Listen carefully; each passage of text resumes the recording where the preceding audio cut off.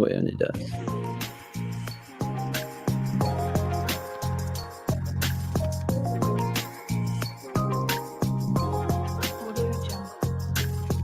Welcome to the Reason and Theology Show, everyone. I'm your host, Michael Lofton, on a Saturday evening. Sorry that we had a little bit of a late start here.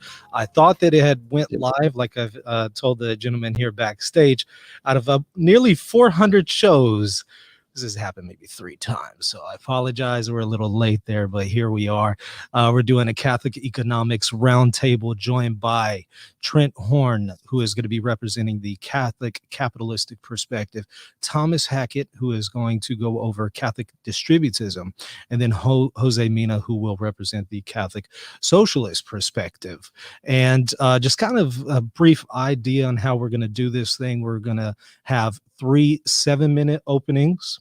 We'll do capitalist perspective, then distributism, then socialism. For the next round, it's going to be the same order, 3 20-minute blocks to discuss each view. It's going to kind of just be a free-for-all. But we definitely won't have any kind of over talking or anything like that, but it's going to be pretty loose format. And then for closing thoughts, we'll have 3 5-minute closing statements. Again, same order: capitalism, distributism, socialism. And then finally we'll have the audience Q&A. And I want to just kind of warn y'all, if y'all start putting in your questions now, I'm probably not going to see it. Wait until towards the end, whenever y'all see that we're wrapping up the closing thoughts, and then we can deal with the issue of the question and answers. And we'll probably do, I want to say, maybe 30 minutes or so. We'll see how it goes. All right, so let's go ahead and get started. Let me introduce each one of y'all formally. Trent Horn, who represents, again, the Catholic capitalistic perspective. Trent is an apologist for Catholic Answers and an adjunct professor at apologetics at Holy Apostles College. He has written for the National Catholic Bioethics Quarterly and is the author of 9 books, including Answering Atheism, The Case for Catholicism, and Why We're Catholic. Our reasons, subtitle, Our Reasons for Faith, Hope, and Love. We also have Thomas Hackett, once again, Catholic Distributism perspective. Thomas is a Catholic worker currently living and serving at Holy Family House in Lancaster, and the co-founder of Tradistae, a Catholic worker organization devoted to the spread of Catholic social teaching. And then we have Jose Mena, who is representing the Catholic socialist perspective. Now, Jose has served as a web editor for Fair Forward, and his writings have appeared in Fair Forward as well as in Ethika Politika and the Catholic Herald. He was also co-founder of the Tradinista project and has contributed to the Josias. But before we get started, gentlemen, welcome to the show a second time. Good to be here. Glad to have y'all. Thanks, Michael. Looking forward to this. All right, so let's go ahead and get started with the capitalist perspective, going first with 7-minute opening statement. Trent Horn, you're up whenever you're ready. Sure. Before I start, though, I just want to say that the position I'm articulating tonight includes a lot of my own personal opinions on the matter. Catholic Answers as an organization would simply say capitalism is a licit form of economics, but opinions about its efficacy or other issues related to that would fall under the scope of prudential judgments. In fact, I have colleagues at Catholic Answers who would probably agree more with Thomas and distributism than they would agree with me on capitalism. So at Catholic Answers is a very wide, diverse opinion body, but so I just want to make that clear. The opinions tonight are my own as an informed Catholic. So with that, then let's get started. So yeah, I just want to thank Michael for organizing this and Thomas and Jose for participating. And tonight, what I'm going to do is defend the view that Catholics should endorse capitalism as an economic model instead of socialism or distributism. So socialism says productive property like businesses should be owned collectively.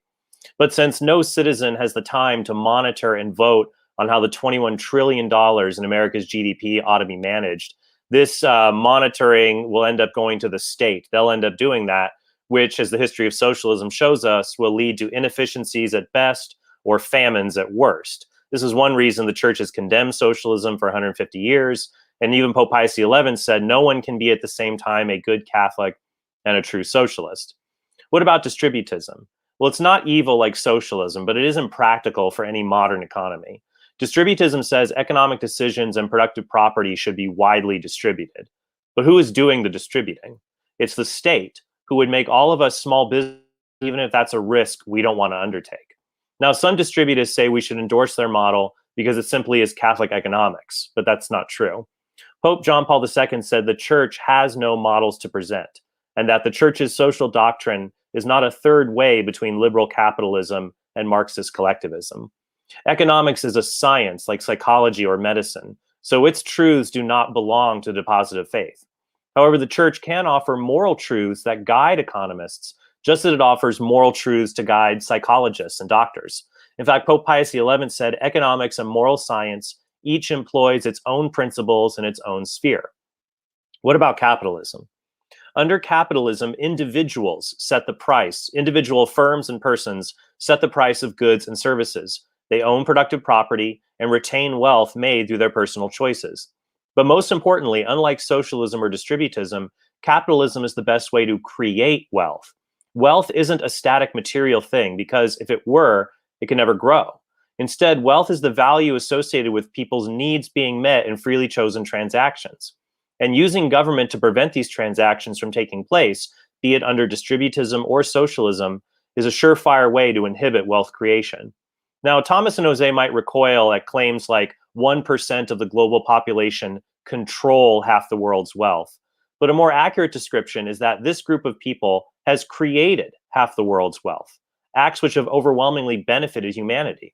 For example, prior to 1820, 99% of people lived in extreme poverty, or on less than $2 per day. Today, that number is around 10% globally.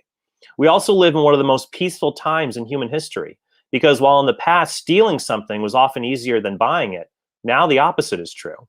Wealth also isn't exclusively joined to the rich, as 40% of the poorest children in America rise up to become middle or upper class, and 40% of the richest children in America end up becoming poor or middle class, thus indicating economic mobility. So the real question isn't why do some people have so much wealth, but why are there billions of people around the world who don't create wealth? One answer is they lack what Western capitalism provides, generally trustworthy governments that enforce property rights and contract laws. This is why Pope John Paul II affirmed in Centesimus Annus the licitness of market economies that have these legal protections. And while the US government is far from perfect, it's infinitely preferable to the kleptocracies that keep people poor in places like sub-Saharan Africa. This is why we should be skeptical of socialist and distributist solutions to poverty that rely on vast amounts of governmental intervention. Indeed, the lowliest state bureaucrat who can take away my livelihood, my children, and my freedom with the stroke of a pen and bury me under mountains of paperwork before I can get them back has more power over my life than any of the world's richest billionaires. So what economic model should we use to create wealth and thus reduce poverty? Distributism has never been tried on a large scale, so we have no data to support this model. But we should be skeptical that it can support economic well-being when it makes unreasonable demands. This includes saying goods have just prices independent of consumer demand, or that every occupation must pay well enough to support a large single-income family, even if the occupation's labor isn't worth that amount. We do have data on socialism, which has failed miserably when it comes to promoting human well-being. In fact, whether it's East and West Germany, North and South Korea, or Cuba and Florida, you always see the same thing. The socialist country installs a heavily guarded border, not to keep foreigners from illegally entering, but to keep their own citizens from illegally escaping the totalitarian nightmare they've created. Even modern democratic socialism would use the mob to enforce totalitarian rule. Richard Wolff says workers would be democratically and collectively assigned a specific production task. And the Democratic Socialists of America's website says unappealing tasks would be spread among as many people as possible. In contrast, look at the capitalist economies in Nordic countries like Sweden or Denmark. That's right, capitalist. The Prime Minister of Denmark said in 2015, Denmark is far from a socialist planned economy. Denmark is a market economy. Nordic countries use free markets and generous welfare programs to promote well-being. They have trade-offs worth discussing, but it's undeniable these are examples of capitalism that allow people to attain large amounts of wealth. Sweden, for example, has more billionaires per capita than the United States. This wasn't achieved through socialism or distributism, but through a capitalist framework that makes large Swedish companies like Volvo and IKEA possible. Capitalism also exists as an aspect of nature that grace can build upon. For example, the Christian CEO Dan Price gave up his $1 million salary so his employees could have more comfortable wages. His business is thriving, and some people have called that socialism, but that's not the case. It's Price's money, and he's free to spend it towards his own charitable causes. But we must remember what Pope Leo XIII said in Rerum Novarum. While it becomes a duty to give to the poor out of what remains over from our own wealth, it is a duty, he says, not of justice, but of Christian charity, a duty not enforced by human law. Finally, we should not compare realistic capitalism, warts and all, to idealized versions of socialism and distributism. We should instead compare how each of these economic systems has worked out in the real world. And I look forward to doing that in our next series of exchanges. Excellent. Thank you for that, Trent. Now, Thomas, you are up with the Catholic distributism perspective, and you have 7 minutes whenever you're ready. Alrighty. Well, hello again. My name is Thomas Hackett, and I'm a Catholic worker currently living and serving here at Holy Family Catholic Worker. And I'm the co-founder of Tradistae, a Catholic worker organization devoted to the spread of Catholic social teaching. I'm also a distributist. To be clear, distributism is not an adjustment to free market capitalism, nor is it simply socialism with a Catholic flavor.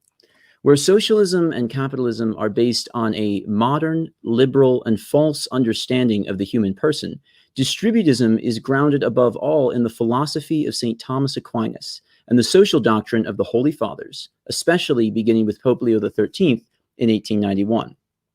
Now, definitions are very important, so I'll begin by providing a simple definition. Distributism is an economic system with widespread ownership of private property. In other words, a system in which working families own the means of production with which they are laboring.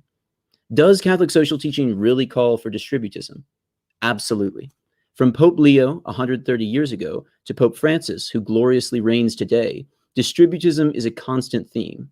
The tradition begins in Rerum Novarum, where Pope Leo XIII says, quote, "The law, therefore, should favor ownership, and its policy should be to induce as many as possible of the people to become owners." Section 46. 40 years later, Pope Pius XI reiterated that a just wage must be paid so that workers, quote, "may increase their property by thrift," unquote, and emerge from what he calls the non-owning class. That's from Quadragesimo Anno, section 61. In 1961, St. John the 23rd said it even more boldly, quote, "Now, if ever, is the time to insist on a more widespread distribution of property. It will not be difficult for the body politic to pursue an economic and social policy which facilitates the widest possible distribution of private property," unquote. That's from Mater et Magistra, section 115.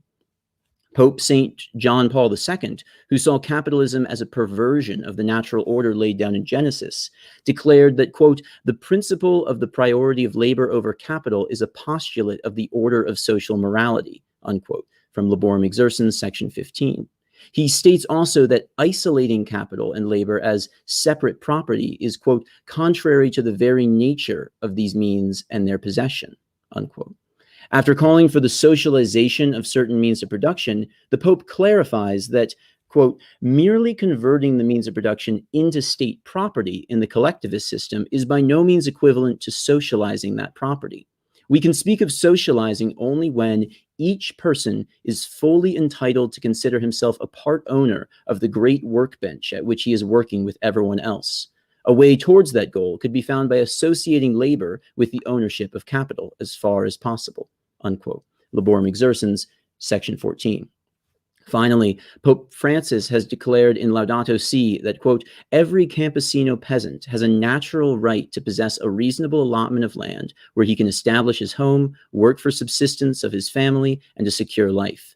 This right must be guaranteed so that its exercise is not illusory, but real," unquote. Section 94. Distributism is clearly demanded by Catholic social teaching. But what does it look like in practice? What we can leave behind is obvious. No stock market, no usurious banks, no billionaires, no multinational corporations. When mammon is dethroned, we will have no need of these modern economic perversions. Distributists believe that the family is the foundation of society. So we naturally believe that businesses should operate on a family scale. And when governments are needed to promote the common good, they should seek the flourishing of families and communities instead of individual autonomy or the GDP. What kind of world would this produce? First, a society of solidarity. A more egalitarian distribution of the means of production means that the workers will not be dependent on wage slavery or the welfare state. Workers can fully enjoy the fruits of their labor, as God intended. Furthermore, in a world not based on the profit motive, the hoarding of the rich can be replaced with a Christian morality, one of hospitality and magnanimous gift-giving. We must both feed the poor and eliminate the cause of their dispossession. Second, a society of subsidiarity. Political power requires economic power. So when ownership is concentrated in the wealthy elite, totalitarian governments, whether nationalist, neoliberal, or communist, are inevitable. Only by more widespread ownership is it possible to have a network of subsidiary temporal authorities from global to local, as can be seen in the Middle Ages. Third, a sustainable society. As scientific evidence and natural catastrophes have shown, and as Pope Francis has authoritatively explained in Laudato Si, our climate cannot keep pace with the unchecked growth of the market. The Holy Father denounces, quote, the lie that there is an infinite supply of the earth's goods. This leads to the planet being squeezed dry beyond every limit, unquote, section 106.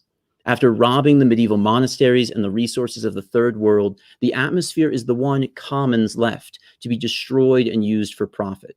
Distributism, due to its agrarian roots, has always triumphed what Marxists have failed to see and what capitalists refuse to acknowledge. Without a significant return to the land, along with an ecological conversion and a traditional view of our relationship to the natural world, we will destroy God's creation, on which we all ultimately depend for our daily bread. Fourth, and finally, the return of an integralist society, in essence, the social kingship of Christ. Most would agree that we live in a deeply secular age. St. John Paul II has taught that this is rooted in the atheistic materialism, which is common to both capitalism and communism. We are all trapped in a bourgeois and acquisitive anti-culture. We are surrounded by wasteful consumerism, degenerate pornography, and unlimited streaming and scrolling. All for what? The increase of GDP, an idol which is the true God of this age. We need to return economics to its true purpose, supplying the physical needs and spiritual flourishing of mankind. For those who are committed to traditional culture, virtuous limitations, family values, living simply, and Christian community, distributism is the path forward. Excellent. Thank you for that, Thomas. Now, Jose, you are up with the Catholic socialist perspective. 7 minutes whenever you're ready. Thanks, Michael, and thanks, Thomas and Trent, for having me tonight. So again, my name's Jose Mena, and I'm bringing a Catholic socialist perspective to tonight's Catholic Economics Roundtable.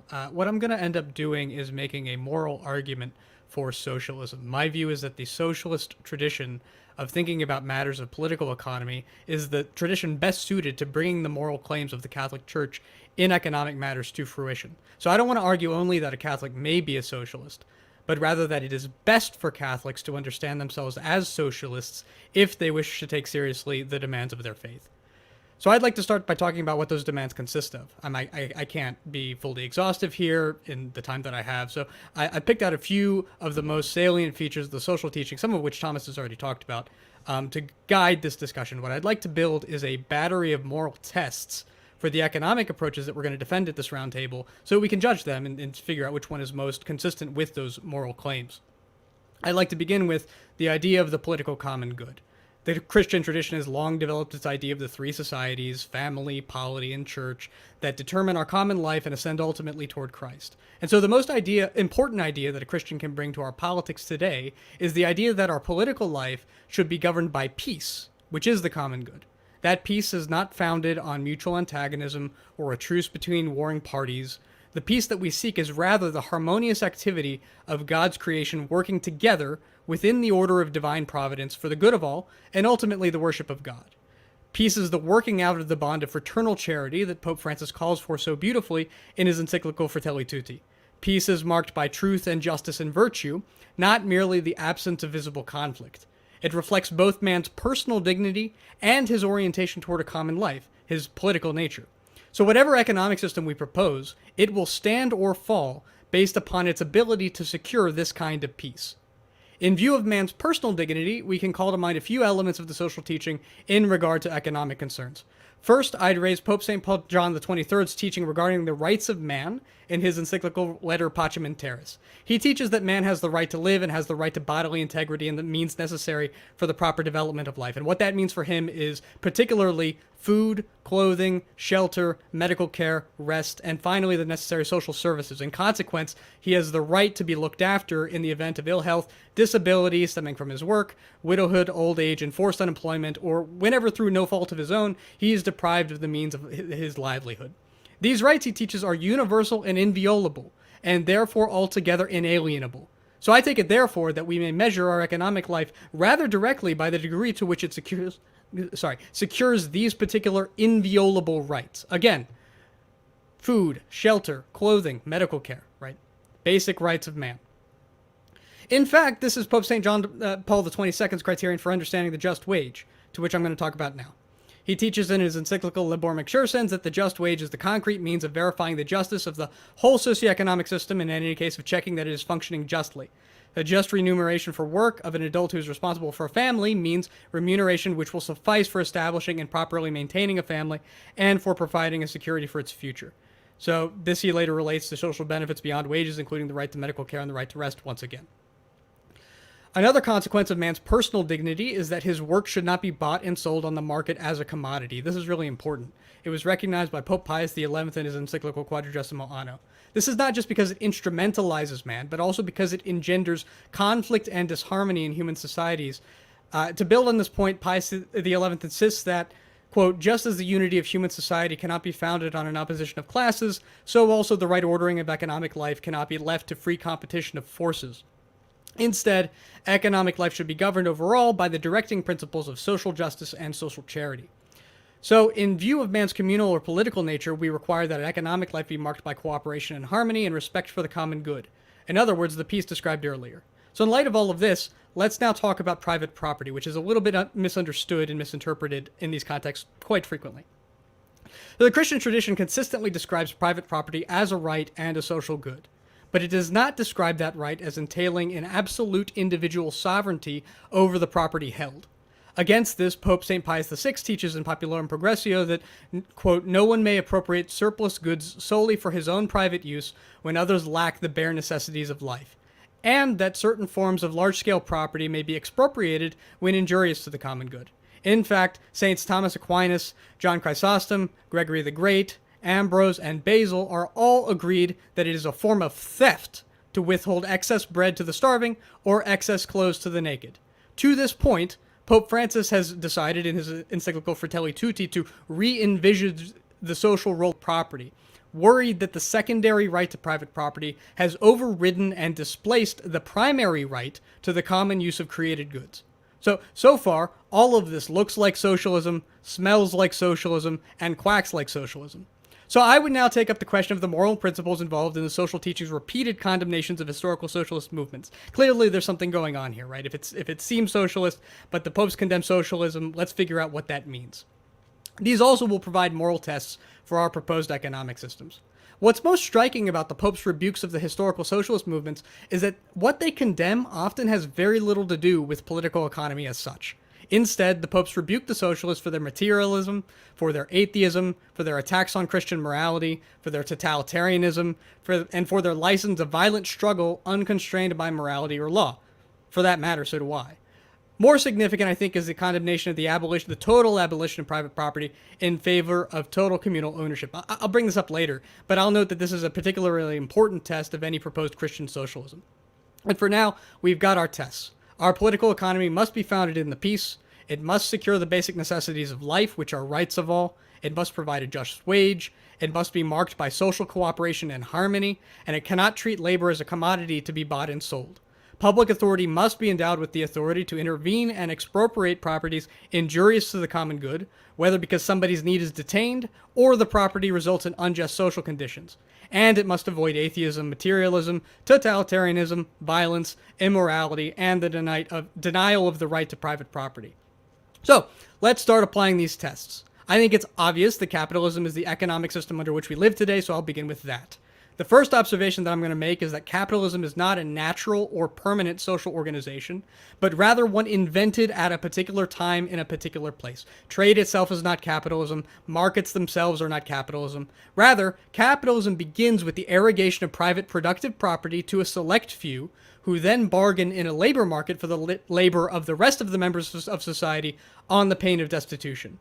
These capitalists are subject to competitive pressures in their own markets, which result in an overall system ordered first and foremost to profits for those capitalists. The result is a system which knows no common good, but only individual goods. It cannot provide for just wages or the basic necessities of life.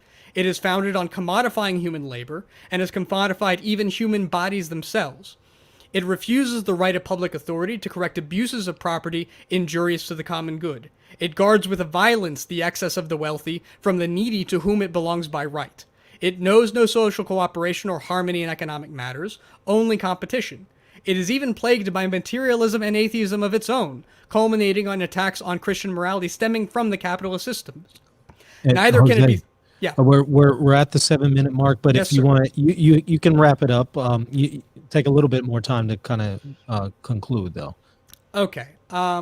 So capitalism is bad and wrong. I'm sure I'll return to that some more later.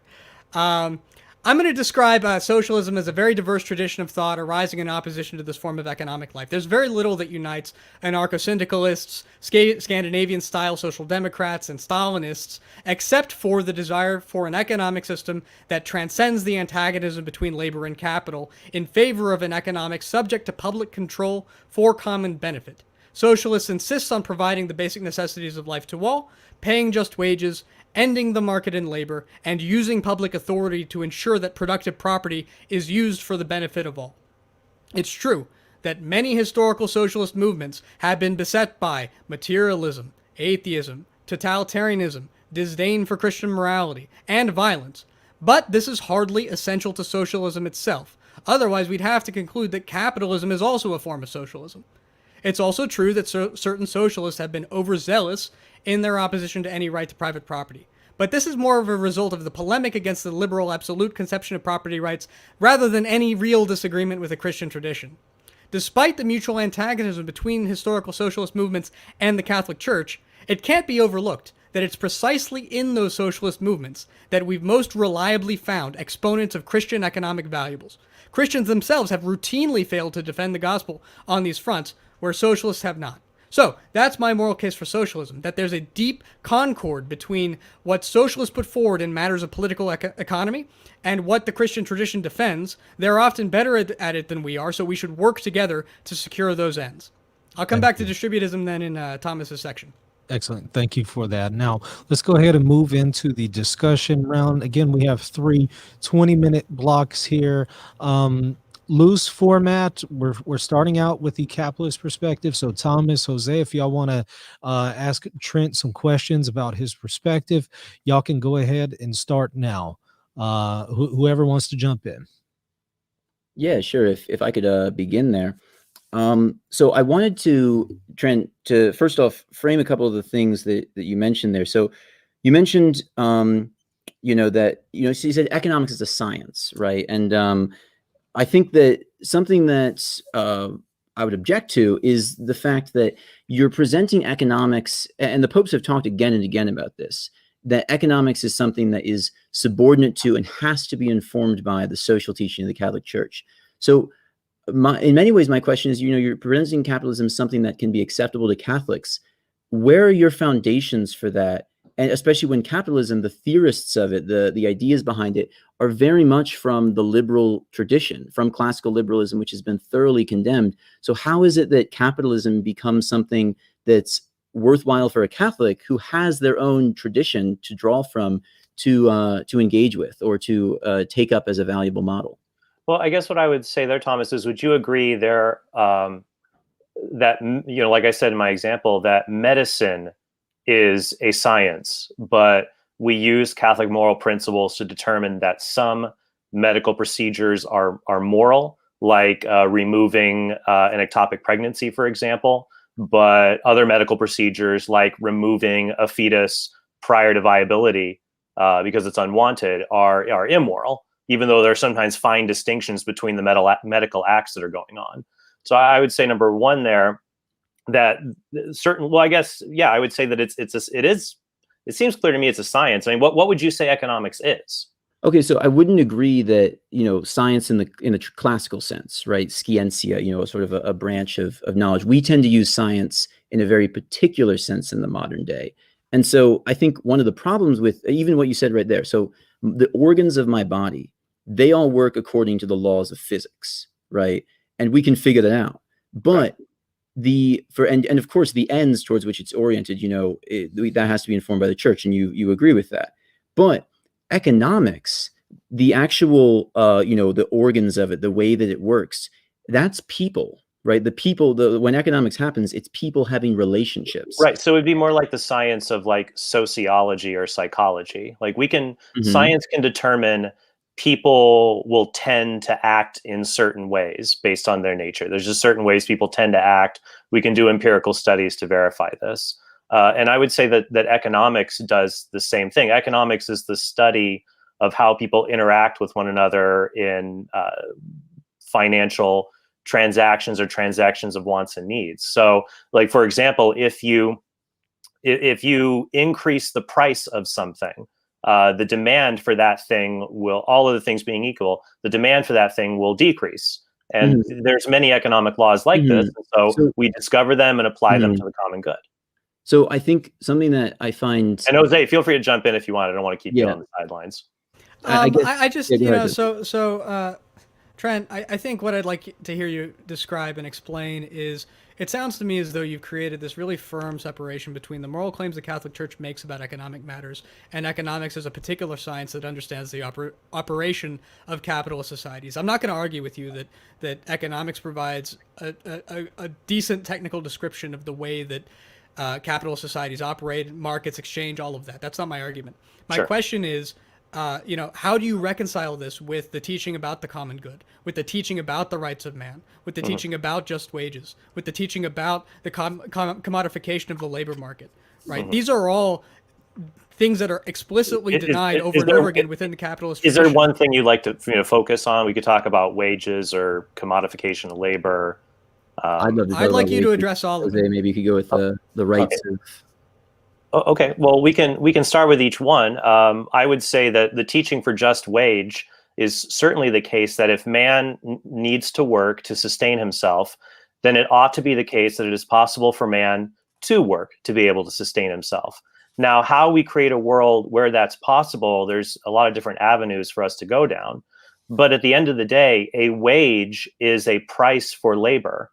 Now, Jose, when you quoted about commodification, you quoted Pope Saint Pius XI. I don't know if I misheard you, but you might have misquoted it a tad. He says, quoting Leo XIII, labor is not a mere commodity, and it should not be bought and sold like a commodity. So you're right, a worker is not a bag of coal. It can't just be treated like an inhuman object. But the price for labor, which is a wage, it does fluctuate like a commodity. If you have a skill that is widespread, the price for that skill will be lower than if you have a skill that is narrow. That's why dishwashers are paid less than dishwasher repairmen. I mean, doesn't that make sense? So Trent, if I can, bring up that topic, dishwashers and dishwasher repairmen, right? Sure. The thesis, and this isn't even something that I have to say necessarily as a distributist. I would say this is a part of the distributist system. But I think it seems to me like, if you're going to argue capitalism, right, and stay within the bounds of Catholic teaching, you would have to argue that there has to be correctives within capitalism to make sure that everyone has a just wage that can sustain a family. Would you agree with that? I would agree that a society should operate so that no one is destitute. So there should be opportunities to be able to work and provide for oneself. I think the best solution is that you create opportunities for many different jobs that increase wages over time through increase in productivity. If there are people who experience poverty while working, you could use things like targeted entitlement programs to supplement their wages. But I think where, Thomas, you and I might differ is a wage is a price for something. So I guess my question is, how do we determine the price of things? A price is determined by people's demand for it. Okay, You can't just declare by fiat something is worth something. Let me step in here, because I think I want to reconcile the two views here. So Sure. So Trent, I think you're absolutely right first of all, I did quote Quadragesimo correctly. It's that section starts with labor is not a mere commodity, but then he says it therefore cannot be bought and sold like a commodity. So whatever, we can bracket that. What I want to say is, in this context, we need to distinguish between wages that are negotiated under pain of destitution and a freer form of economic exchange in which the basic necessities of life are already taken care of. And so the dialogue between employer and employed is much freer and much less marked by pure exploitation in favor of profit. So I want to say that there's a limited sense trend in which you're right, that there are certain skills that are always going to be more valuable than others, and therefore the labor cost is greater or lesser in those scenarios. But there's an issue with the way that we've got that set up right now in our system, under which capitalists have all the negotiating power. If you don't take their offer, you will starve and die. And so that's not just. I disagree. I disagree with that. You're framing it the classic Marxist way, frankly, that there are the capitalists who are self-sufficient and the laborers who are utterly dependent. But people who own businesses, and we should keep in mind in America, 99.7% of businesses are small businesses, according to the Small Business Administration. Okay, but they're not the size of the businesses in the economy at all. So I think that's a very misleading quotation. They have less than 500 employees. 88% of them have less than 20. So I mean, I would say that's pretty small. But what you're saying, if you look at the GDP of our country that's produced by small businesses compared to the GDP that's produced by the massive companies, to say that there's a lot of them and they have a portion of the economics, I'm saying that that's a misleading thing to think that we're scattered with opportunities from small businesses, when the fact is that there are these massive multinational corporations that dominate both. I mean, not just the American economy, but then these large multinational corporations, they also provide a benefit, because some people are not capable of operating their own business or means of production, and all they have is the ability to sell their labor to others. And Jose, well, hold on, let me finish. And Jose, where I would disagree with you, you're saying that only laborers have to work on the pain of destitution. Human beings have to work, or else they will starve. That is just the human condition. If a capitalist, if he just has machinery, but he doesn't do anything, he'll starve also. Everybody has to work, though each of us has acquired different labor, property, and things to put that together in a cooperative enterprise. So I think that's just not true about people who are true capitalists in our system, right? Who can just sit and extract rents based on the profits of labor that is accumulated for them, right? Now, it's true that most small business owners are not really capitalists in the classical sense. They're rather more administrators of capital on the behalf of banks, where they take out loans and now they're struggling to meet the rent. I'll agree with you. There's a very small percentage of people who are economically self-sufficient. I mean, if you have $10 million in liquid cash, you could just sit on that, sure, and you wouldn't have to do anything. But that's a very, very small number of people. And though I would say that throughout the course of human history, there have always been people who are economically self-sufficient, whether it's some entrepreneurs today or kings in the past or warlords. There have always been those people. But I'm arguing for the system that provides the most opportunity to increase wealth overall. And I think the empirical data is very clear. The capitalist societies do that. Could maybe to get us back on the just wages, I feel like we're maybe drawing a little bit away from there. And something that I want to get to is simply that, I've like it said, I mean, I think we all agree what the church says here, right? Jose quoted, and the idea that the church demands a just wage sufficient to support the worker and his family, right? So it means you should have a one family income. And so the problem here is that, if you're saying, capitalism, the empirical data shows, I don't disagree. Yeah, there's been lots of GDP growth. Yeah, there's been lots of inventions and things that have changed how we live. But if we're looking at families, if we're looking at the family itself, I believe the present statistic is that something like half of American families don't have $500 in the bank, compared to what the church is saying, which is that your wage, and this is many families that have two parents working, which is very bad for the raising of children, right? But the church says that you should have one parent able to work, right? A father should be able to supply for his family the needs of his family and for posterity and for the ability to be thrifty and be able to gain property. And so capitalism is clearly not providing that, precisely because of the logic that you're applying, where you say that a wage is negotiated by the value of the labor. But how do we determine what determines a wage? The way that wages, like you said, the wages are generally in a capitalist system determined by the fact of how low capitalists can pay their workers. Okay, so, well, there's that, but it's also what work people are willing to accept based on wages. So my question is, at the forefront, I think we might be talking past one another. I believe a wage is a price, and a price is just a signal. A price signals the supply of something and the demand for that thing. It sounds like you're talking about a wage as like an arbitrary thing that someone can just set by declaration. What the popes have said is that it's immoral to set a wage if it's not going to. What's my question is, what is a wage? I've said my answer to what that question is. What's your guys' answer? A wage is something that is given to a worker that can support their family. It's something that when you sell your labor, right, when you're offering the use of your labor, what you must be paid, regardless of how much it's the capitalist thinks it's worth, or how much he how low down he can push it, you should have enough to take care of your family on a single income and supply for your posterity and that's a just wage. That's what the church says. Okay, so here's the other problem. Okay, so then the other problem I would have is that Pope Pius XI also says in that same encyclical, we ought to maximize the number of jobs like this as possible. We should try to increase and have as many of these jobs as possible. So if we increase wages, especially in an exorbitant way, then that will also decrease the number of jobs that are available. That's just supply and demand.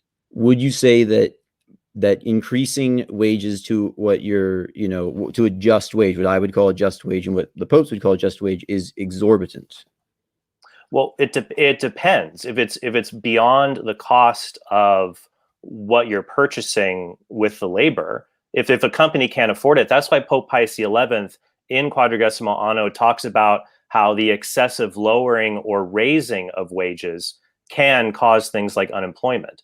So, so I guess what you're saying is, are people only in, it sounds like you're saying that a wage, the lower limit is the ability to support a family of any size. Do you have an upper limit on them?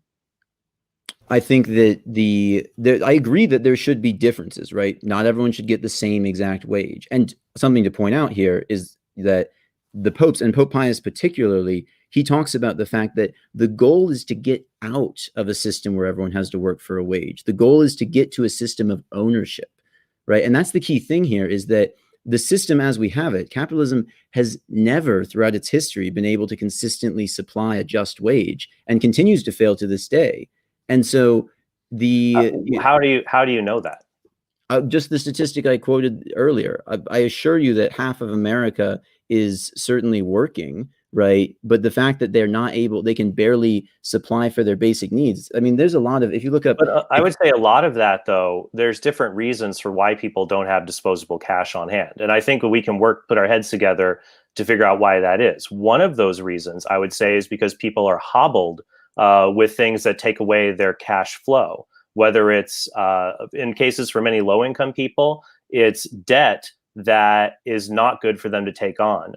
Debt for things that are not assets. This would be like the student loan crisis would be one instance of this, taking away from people their ability to put into savings when they've been pressured socially to take on a lot of student debt that really was not good for them in the first place. That be one example I bring up. If we want to go down that train, I think that you're just opening up a new part of the essential problem of capitalism, which is usury, which is as much as unjust wages, usury is the other sort of central piece of the engine of capitalism.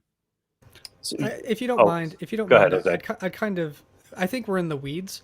I'd like to step back just a minute, Sure. Because what I'm really concerned about in your account here is that it sounds to me like what your argument is from start to finish is it doesn't really matter all of these moral claims that the popes make. We can go about any of these points. We can go about the rights of man and the medical stuff and the food, the clothing, whatever. We can talk about just wages. We can talk about the market and commodified labor. We can talk about social cooperation and the essential competitive nature of capitalism. Like, we can talk about all these things, but they don't matter because of the practical benefits of the system that we live under. And that sounds to me like a utilitarian argument, where the ends justify the means. And I just don't think, like, I'm really worried about this as a Catholic, that we propose this to people who are going to listen to us as Catholics. So I would really like for you to clarify your position on this front. Sure. First, that statement, the ends justify the means, is always misquoted. The ends always justify the means. People go to work usually because they're paid. The ends always justify the means of what we do. The ends do not justify intrinsically evil means. That is the actual correct articulation of that formula.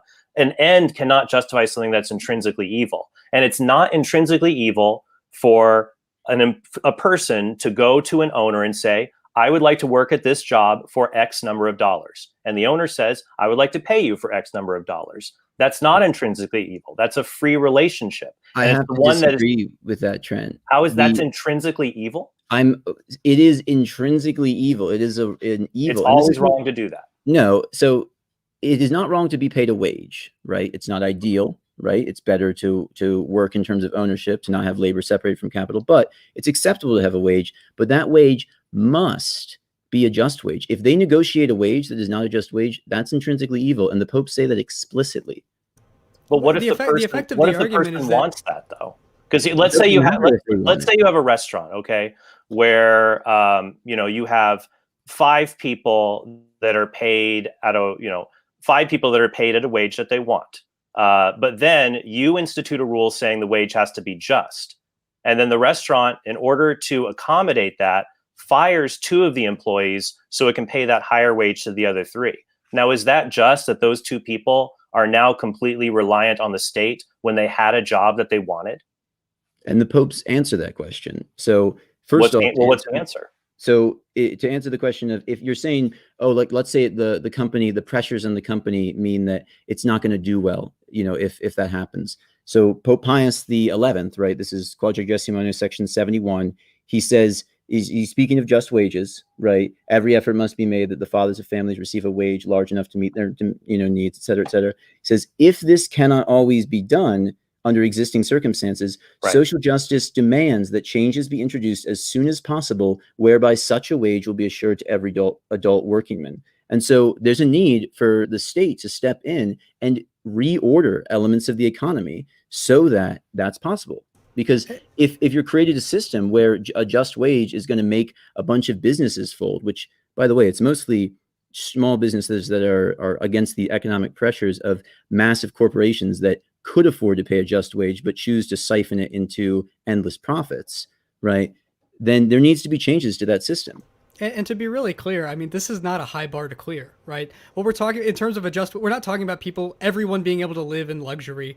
We're not talking about my ability to go and spend $200 on champagne every night, however much fun I have doing that. All we're talking about is basic housing, clothing, food, medical care, basic stuff. But we have that in the United States. We have in a country. Not for everyone. Well, of course, not for everyone. But we have about 330 million people in this country. I think about 500,000 of them are homeless. The 99% of the reason that they are homeless is because of drug abuse or mental addiction, where wages are not factored into the issue. Anybody can walk into an emergency room and receive medical care. No one is starving to death in America in this capitalist economy. Are there ways to improve it and have targeted subsidies to help people? Absolutely. But I think the goal we want, just wages, medical care, shelter, we see this in our country, the Nordic countries, which are the prime example I gave in my opening statement. As we get into your guys' discussion with you guys, distributism and socialism never provide that at the same level. All right, that's 20 minutes. So let's go ahead and go into the next 20 minutes here, the distributist perspective. So Trent, Jose, y'all can ask Thomas questions. So whoever wants to go. What's funny, Jose, I wish your opening statement, I read it, I really, beforehand, and I enjoyed it. Because there was a part where you said about distributism that it ends up turning into capitalism or socialism. Yes. And it's like a Shire-like fantasy. And I'm like, oh man, the one part of Jose's statement I agreed with. It's funny. It's funny. Yeah, I was going to say to you that I agree with you. I think I agree with you pretty much about your evaluation of distributism. The note that I took down was, and if you forgive me, Thomas, back to the land in a literal freaking global pandemic. We're in a situation right now where we're heavily dependent on specialized technological advances to get us past one of the most profound crises in our history, right? And so I'd like for you to talk a little bit more about how you see distributism fitting into, a situation like the one that we're in now, where if you were to tell me that a bunch of small family-owned businesses that had no real relationship with one another, distributed, in the United States and elsewhere, had to come up with a coronavirus vaccine, personal protective equipment, ventilators, all this stuff, right? And we had to produce it under tight time constraints and at volume, at scale, like we have actually done to capitalism's credit, right? In the case of the vaccine.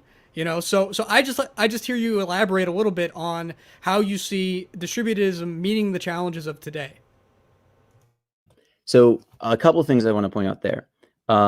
It's a fantasy, I think that, well, I agree. There are certain distributists who do believe in a Shire-like fantasy where, everyone just lives in a sort of a little peasant house and we don't have to worry about the big, problems of political economy and these sorts of things.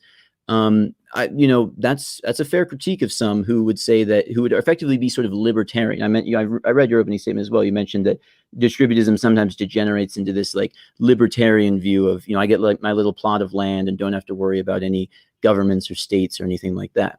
The popes clearly do say that we do need the public authority. We do need states to be involved in various tasks, various economic elements. And likewise, we even need, we need many levels of planning and jurisdiction and stuff. And that's the idea of subsidiarity, right? It doesn't mean just small things. It means as small as possible and as large as necessary. So to get to that particular question, you mentioned the global pandemic issue. I would point out that in a distributive society, and ideally, right, we don't need to spurn technological advances. We should have states that do develop these things. But one of the things that brought us coronavirus in the first place is the fact that we have this incredibly interconnected global economy in which to get food, much of the food that, first world Americans will get in their grocery stores has been shipped from third world countries here, right? Our products have been produced in China and shipped across oceans, or, metals mined in Latin America, shipped to East Asia, produced there, sent here. The virus didn't come on a shipping pallet. It's people. Like, would you say we shouldn't even have global travel? I'm not saying that there shouldn't be any travel, but I do think that the vast majority of the travel is done by, members of the upper class. And not that there isn't, there's climate migrations and et cetera, but a great deal of travel is incredibly unnecessary. And of course, even climate migrations, right? Well, I want to drill down a little as to what your system would entail. Would you say under distributism, businesses should have a maximum size, and what would that be?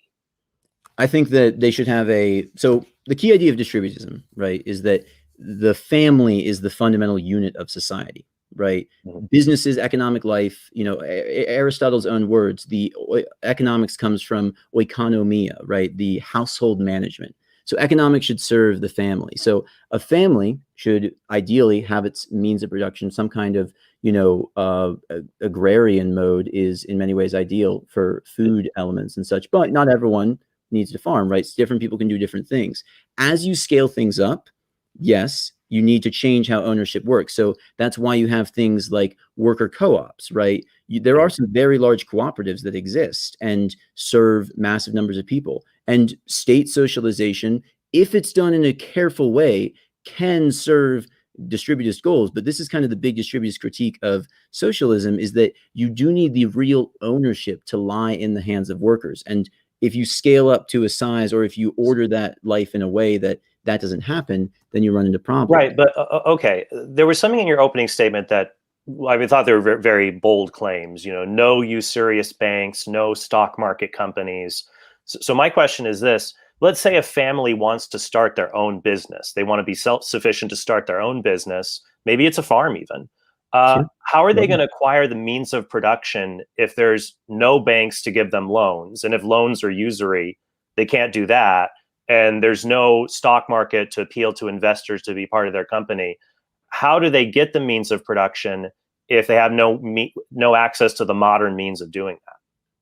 Sure. So, first off, obviously, the way the popes have envisioned things is largely through wages, right? You know, that a family should be able to save up money if they don't have their own means of production, which ideally, you know, they should to start with. They should be able to save up money such that they could then afford that, right? You know, but loans, right, sort of thing, that gets into, you know, sort of the issues of the way that our system of credit is entirely based on usury. But that's not the only way that credit can be done. Obviously, it's the way that it has to work with the profit motive. But if you have a public authority that actually cares about promoting things, there's lots of things that receive subsidies from public authority right now. I mean, the bailouts that we give to these massive corporations. So instead of a bank making a loan, it's the government that does. That could be one system of doing it. I personally, so I'm not how going to does say this how is does the every government how distributor. does the government decide which enterprises should be funded and which shouldn't? It's taking up high in subsidiarity. So first off, this is in the particular case of a family in need, right? You know, that has perhaps some compelling case to either, you know, start some new business or they're in need, right? And so an important thing here is that if a family's in need, right, them being provided for because they've fallen through the cracks of an otherwise healthy economy is something that I'm is not saying they're in need. I'm just saying they want to start a business. okay. So in that case, right, then similar to how we have, I mean, constantly, you know, when we make decisions about, you know, things to invest in, there's a lot of things that are produced by the public sector for this sort of stuff. And so there's no reason that we can't have a public sector that encourages ownership through these sorts of, and this is all is assuming, right, a society that Okay. there One already last has question, been then I want to let redistribution. Jose jump in. The way you're casting it, it seems to me, especially with small businesses, that there's risk involved. 20% of them fail in the first year, half of them fail after 5 years. And as I show in my book, half the time they fail is not because they're outproduced by large firms. It's because they're mismanaged or there is no social need for what they offer. Go on Shark Tank. You can see all the ideas people come up with that are absolutely terrible. And people still try to do these businesses and they So, fail. So wouldn't you mhm. say that in many cases, an owner who is tied to risk and loans and sunk costs into machinery and capital, they are more at risk than a worker who is free to leave and join jobs at will? So something I want to point out that you mentioned, you know, Shark Tank, small businesses. The economy that a distributist is imagining, right, is not one that mirrors at all our present levels of consumption and production, right? The Shark Tank is, you know, the kind of stuff produced there is a great example of the stuff that we don't need. A key critique of Pope Francis in Laudato Si and in various other sort of degrowth economic literature is the fact that there's many things that we produce that do not need to be produced, right? And the consumerism of our would the state decide what should be allowed to be produced? not exclusively. Obviously, this requires, you know, the formation of individuals like that should be virtuous people, right? So Pope Francis calls likewise for an ecological conversion. He talks about, and but nonetheless, right, the state is made up of people. In a well-ordered state, then that is reflecting the common good of that people that has come together for the sake of the common good. And so, yeah, there should have, for example, I mean, you think of, say, plastic bags or something like that. You think of pornography, right? There's tons of things that our economy produces that the state should say, no, this should not be produced. It is not good for people's spiritual flourishing. And so this should be regulated instead of left to the free market. Well, there's more I can add, but Jose, I don't want to take away from your time. So Yeah, I guess I just so I'd be a little bit skeptical that virtue is sufficient to be, you know, like a successful business person and to know what people will buy and not buy, that kind of thing. But I agree. want to It's not the bracket only that. thing. Yeah, I want to bracket that just briefly because what I'd like to understand from the socialist perspective is that you've described and I'm not sure that you've really told us how you would develop a coronavirus vaccine, but what you've described is a system of small business ownership and some amount of wage labor. I'd like to hear you describe from a socialist perspective is how do you prevent the dynamics of capitalism from simply reasserting themselves after you've set up this initial condition of a bunch of small business ownership with some amount of wage labor? Because what's going to happen is that some of those small business owners, some of those homesteaders, whatever, are going to do better at their business than some of the other ones. That will mean that the value of their goods is higher, the amount that they can make off of what they're working is higher. They can then decide that what they should do is accumulate some of the capital and hire in additional workers because they have a better process or whatever, right? To continue to produce, and then they'll outcompete some of their other fellow small business owners in their market, right? That will then have to turn into themselves wage laborers. And what we've done is simply reinvented capitalism from the ground up. So, I would add a visual element to that is the episode of South Park that makes fun of Walmart. You should watch that, because at the end, everyone's like, Walmart is evil. We're going to shop at Mr. Joe's Emporium. It's like this little small store, and they burn down the Walmart. They shop at the little tiny place. It gets bigger and bigger and bigger. Then they burn that, and then they burn that store down, and they say, okay, let's not let this happen again. So that's a very good visual element of what Jose just articulated. And what this gets at, just quickly, if you don't mind, Sure. These guys read my opening statement. I didn't get to this when I was going through it. All I wanted to say about this is that this gets to my fundamental intuition that distributism is really not different from either a flavor of socialism or capitalism. Because it's focusing on the decentralization of property and the restriction of state power, it either ends up replicating a kind of libertarian capitalism or, a full-on socialism where the particular distributist agrees that there should be a heavy role of the public authority in regulating economic life. So maybe you can tack that on at the end. Yeah, I'm interested in talking about that point. So, and what you just said, the distributist agrees that there should be a heavy role of the public authority. That's simply, I think, what you see in the encyclicals of the church, right? Your question about how do you prevent things from re-becoming capitalism. So I think we look back at the fact that, like you mentioned earlier, capitalism is not natural. Capitalism is not something that has always existed, but rather is a particular system that arose from the massive dispossession, the enclosures of the monasteries, the exploitation of the third world, right? Beginning with Latin America, the usury beginning to come out of the bottle and become the foundation of the economic system, right? A system which strikes at all of those elements, which has restored commons for people, which has eliminated usury, which has mandated just prices, just wages as existed in the Middle Ages, right? That kind of system is something that would have a broad... What is a just price? Are you saying the public authority should determine the price of a good rather than what people are willing to pay for it? To a degree, yes, that's what St. Thomas Aquinas says. So, I think my podcast, if the government said that, my podcast is worth, $10 an episode. Should you get to price it, or should the government? Right. Because so you're how do we... So what I would point out... how do we determine that? What I would point out is that your podcast is not a good necessary for human life. And so something like food, something like shelter... Leave a review if you think otherwise. Well, it sounds like that's what concerns me a little, Thomas. It sounds like you think society is only good if basically we have food, shelter, clothing, and we can go to church, and there's really nothing else.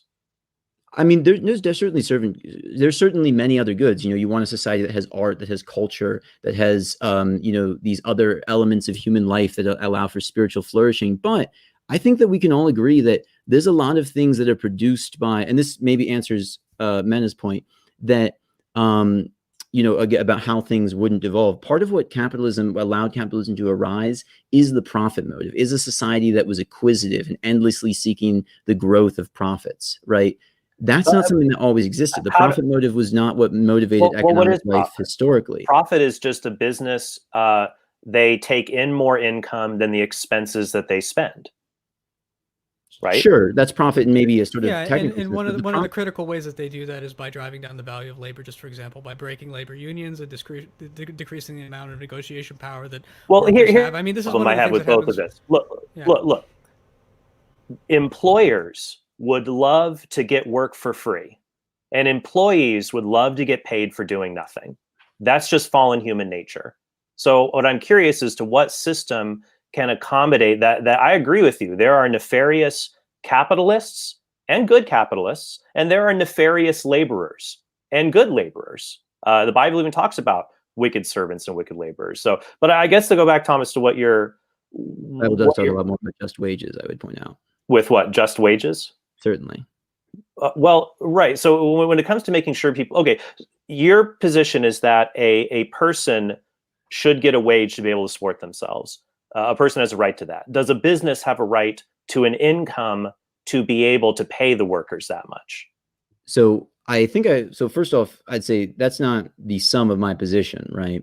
A just wage is an absolute necessity, but the end goal is a society where you have widespread ownership, right? But to answer your point there, that quote that I read from Quadragesimo Anno, which I'd be happy to read again, is the fact that if the system doesn't allow for that, right, there needs to be vast changes to the system. So in a sense, if you're arguing that capitalism isn't going to be able to supply just wages, like it'll mess up employment, that businesses won't be able to survive, you're making an argument against capitalism from a Catholic standpoint, because the popes say that a just wage is, I mean, as St. John Paul II says, a just wage is the social metric of a just society. Right, but there's different ways to go about it. For example, another element to put in here is, let's say you pay someone a wage. To give them a just wage, you don't necessarily have to increase the amount that they're paid. You can increase the purchasing power that they're paid. So for example, if through capitalism, which has been done, the price of goods and services plummet so that a person can afford to buy more than they normally could. I mean, I was doing research on safety hazards and refrigerator entrapment for my Free for All Friday podcast. I do weird episodes. And the first refrigerator cost $7,000 in today's income. And now, and we were just at Lowe's today, you can get one for like $500. The fact that if you drive down, if through division of labor and overproduction of goods, if you drive the price of these things down, doesn't that help the poor and give them a just wage? So I think actually, if I can just bring up the fact that there's a great piece, and this is by a more sort of conservative leaning author, Orrin Cass, called The Cost of Thriving. You can look it up. And he points out that, yeah, the consumer commodities going down like that is nothing when you look at the major costs: transportation, housing, healthcare, education, these basic costs, right, of actually having a thriving and sustaining family. Those costs have not gone down relative to wages. And so the fact that you can get, you know, cheap plastic goods at a Walmart that would have been expensive. But the quality of those things has gone up. I mean, when Pope Pius XI was writing, I think we need to keep this in mind, when Leo XIII and Pope Pius XI are writing in 1890 and 1930, what they would have considered an acceptable standard of living today, we would consider an outrage if we think that people have to live without air conditioning or without a refrigerator or these other things. So he explicitly critiques that sort of attitude in Laudato Si. And if you want to talk about taking the old popes for the old times, we should take the new popes for the present times. He talks about how the bourgeois mentality of people who can't imagine living without an air conditioning, which is a very easy thing to do. And the fact is that capitalism hasn't. Not if you live in a desert. People die from heat death every year, Thomas. Let's not miss the fact that in Fratelli Tutti, Francis does say that because of increased social development, the metrics for what we can consider to be poverty living standards has gone up, because, you know, we've had technological advances and productivity advances, and so on, right? So, you know, while there's some sense in what you're saying, Thomas, that people are, you know, overly dependent on material things, there's also the bare fact that Francis does teach that it is good for us to consider advancements in medical care to become basic necessities as we become wealthier, as we become more technologically developed. I want to say that I agree with that, because and I want to point out that there's a big difference between technology that can cure, you know, malaria, which capitalism has not succeeded in providing to the third world, versus technologies that allow us to make, you know, cheap plastic goods. Or capitalism didn't give us cheap malaria nets and quinine. What's that? Capitalism did not give us cheap to produce malaria nets and quinine. The fact, so we've produced malaria medicines and stuff, and that's good, right? But the fact is that we have not at all distributed currently. They're still constantly. This is a shame to the proposal of progress. No, and I'm not saying capitalism can fix everything. For example, I personally donate to the Against Malaria Foundation, where you can just give for $5 a malaria net that will save somebody's life. So I agree. My position is not that capitalism will fix everything. It's just better than what you guys are offering. I think the problem is, so I'm not going to argue with you, Trent, there on that point. I mean, it's obvious that capitalism does confer real benefits to human societies, and has conferred a lot of very real benefits over the last 100 years. I mean, look at how much better. I would be willing to dispute the point and point out that technology advancement has given us benefits, and that's not reducible and equal to capitalism. Well, what I was going to say is that capitalism does this accidentally. It doesn't do it on purpose. Right? When capitalism does this, it does so because somebody's individual greed, somebody's individual profit motive happened to line up by accident, or their desire, with something that happens to benefit the majority of people. Right? There are a lot of things that would benefit a lot of people that aren't profitable and that will never get off the ground in a capitalist economy. One of the best examples of this would be something like a replacement for these HEK 293 cells that we keep hearing about in the production of vaccines and medicines and flavorings and all of that. Because there's so much institutional memory built up in industry around these cell lines that are, yes, derived from an aborted fetus, right? Immorally obtained originally. Right. No, and Jose, I agree with you. And just like, I don't want to be like the cheerleader for capitalism. Like, I will be honest with you guys about weaknesses, that I believe capitalism works well when people are free to exchange with one another and their needs are met. It's a win-win situation. Where it is deficient is in areas where you have a minority of people, and you're right, they're a smaller number to get their needs met. I'll give you an example. A friend of mine works at a special education school for children with autism. Now, to serve a community of people with autism, it's not a very large community numerically, and it can often be very expensive. So it can be hard to provide educational opportunities for that community under a capitalist framework versus something like private education for general people. So I agree. I just want to put it out there. Yeah, I don't want to be, and none of us should be cheerleaders. We'll be honest about deficiencies on each side, but I still think it's better overall.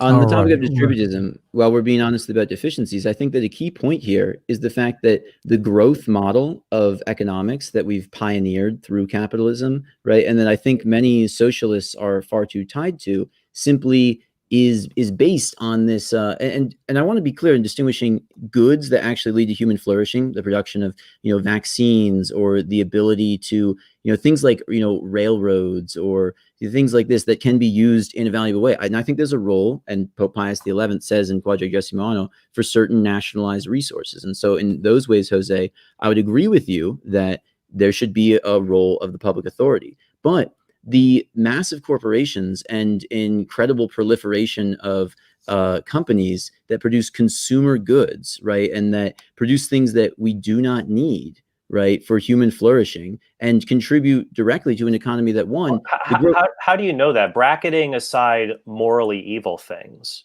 it just seems like such a sweeping statement to me. But by the way, you can respond to that, Thomas, but then that's going to end this round. Go ahead. Yeah. So I think the thing that I want to point to is again to just Pope Francis's point about. I like the music of Phil Collins. Do we need that, Thomas, or does that contribute to human flourishing, or is that an unnecessary capitalist thing? Absolutely not. We're getting rid of it.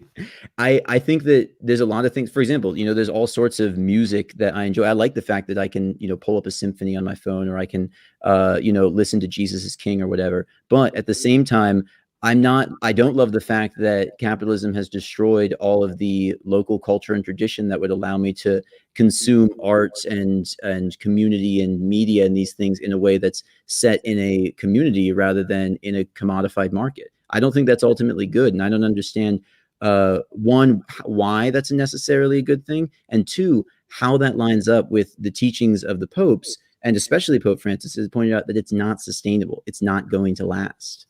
All right, so we'll end it there, and then now we have the socialist view that we're going to engage. So y'all can ask Thomas, Trent, y'all can ask Jose questions beginning now, 20 minutes. I talked a lot, so Thomas, would you like to start out, or would you like Certainly. to I'd actually almost kind of like to go back to something that Jose was going to bring up against me, and that I think would be relevant to either way, which is that socialism is, you say that, distributism degenerates into socialism or capitalism, that socialism and capitalism are the only two choices. I agree that capitalism is a great evil. I agree with a lot of, the critiques that you and other socialists would make about the wickedness of it, the fact that it's based on exploitation, the immense harm and privation that it causes. But I think that when you make the argument that that socialism is the only alternative, right? I maybe just want to hear on what grounds you base that. Yeah, so I think, like I said, socialism is just an exceptionally broad tradition. When people think about socialism, what they think about are the Marxist, Leninist, Maoist, whatever movements of the 20th century, which is definitely a certain class of socialism, right?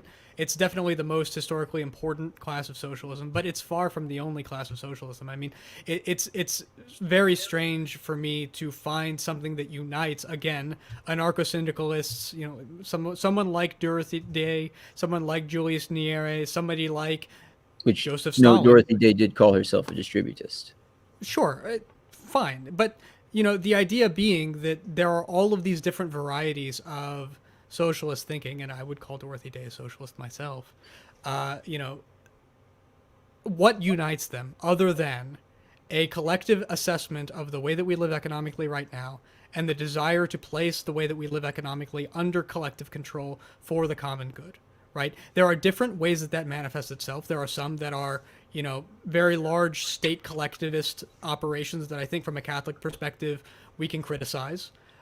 There are others that are more decentralized and localized. There are some that operate at the level of a commune. There are some that operate at the level of a workplace. There are some that operate at the level of a city, right?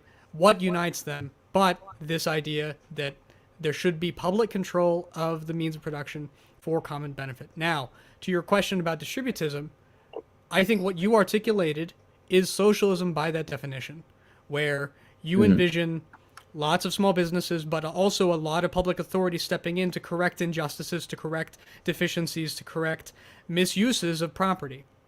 So sure. Go ahead.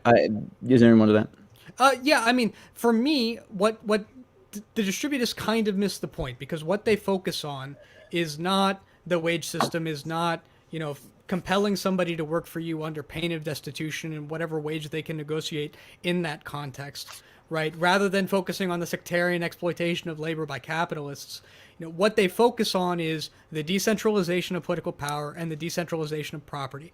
And if those are the only focuses that you have, what you're going to end up with is a situation where we replicate the dynamics of capitalism. Unless, to your earlier point, we do all of this other work that's at the state level to step in and govern and all this, in which case I just don't see a difference between what you're proposing and what a lot of socialists are talking about. Okay, well, Jose, I have a few questions and I'll throw in there. Yeah. Although, and also, well, I don't know if Thomas wants to answer on his own, that's fine too. I offered a particular concrete model for capitalism, and not one that a lot of American conservatives like to offer, the Nordic countries. Yeah. So I'd be curious for you, do you have a concrete model of socialism, and I get for like a country, a state operating under that, for us to be able to examine? So I don't, because I consider basically every political experiment in the 20th century to be a failure. I think they've proven to be failures, and I think they've just been inconsistent with human dignity, with the common good, with all of that. So look, I'm not going to sit here and give us practical solutions or practical things that I can point to and say, hey, that's actually good, because it turns out that most things are not actually good. I think to your point about the Nordic countries, they're a little bit difficult to evaluate. They are capitalist societies. There are Nordic-style socialists that imagine a continual progression of state intervention in the market and in the economy, where it starts with a strong welfare state and some public ownership, and then eventually we progress to a sovereign wealth fund, and incrementally we walk our way to a more fully socialist economy. I'm pretty skeptical of that. Not least because capitalists in these societies tend to agitate for the regression of these benefits that are conceded to labor, right? Well, let's talk about your ideal socialist state then. You can have your utopia, your socialist state. Thank you. What would I do then? Let's say I have my family. I guess then people would need to work, right? People have to work to create things. Yes. Okay. Would I be able to choose which company that I want to work for? I don't see why not. Okay, so I would evaluate each company based on what it can, I guess, what it can offer me. Sure. Now in this context, I think the earlier discussion around the just wage, just for example, right? A lot of this is bracketed if we can provide for the basic means of life in a non-market fashion. So in a public controlled, planned fashion. Mhm. From there, once we've got food, once we've got shelter, once we've got medical care, right, of a basic form, people then can be free in markets to enter into wage relationships and to work with whatever employer they want in whatever industry they favor.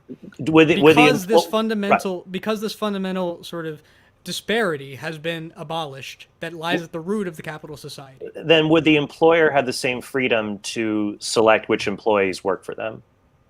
Sure. Okay. So I guess for me, it's like you say, like, well, we shouldn't have a commodification of labor or market. To me, that sounds like a market, and you could have that under capitalism. Like, you have some capitalists who say, okay, we have UBI, universal basic income, covers your most basic subsistence needs, and then we have the market on top of that. It seems like you can have that without socialism.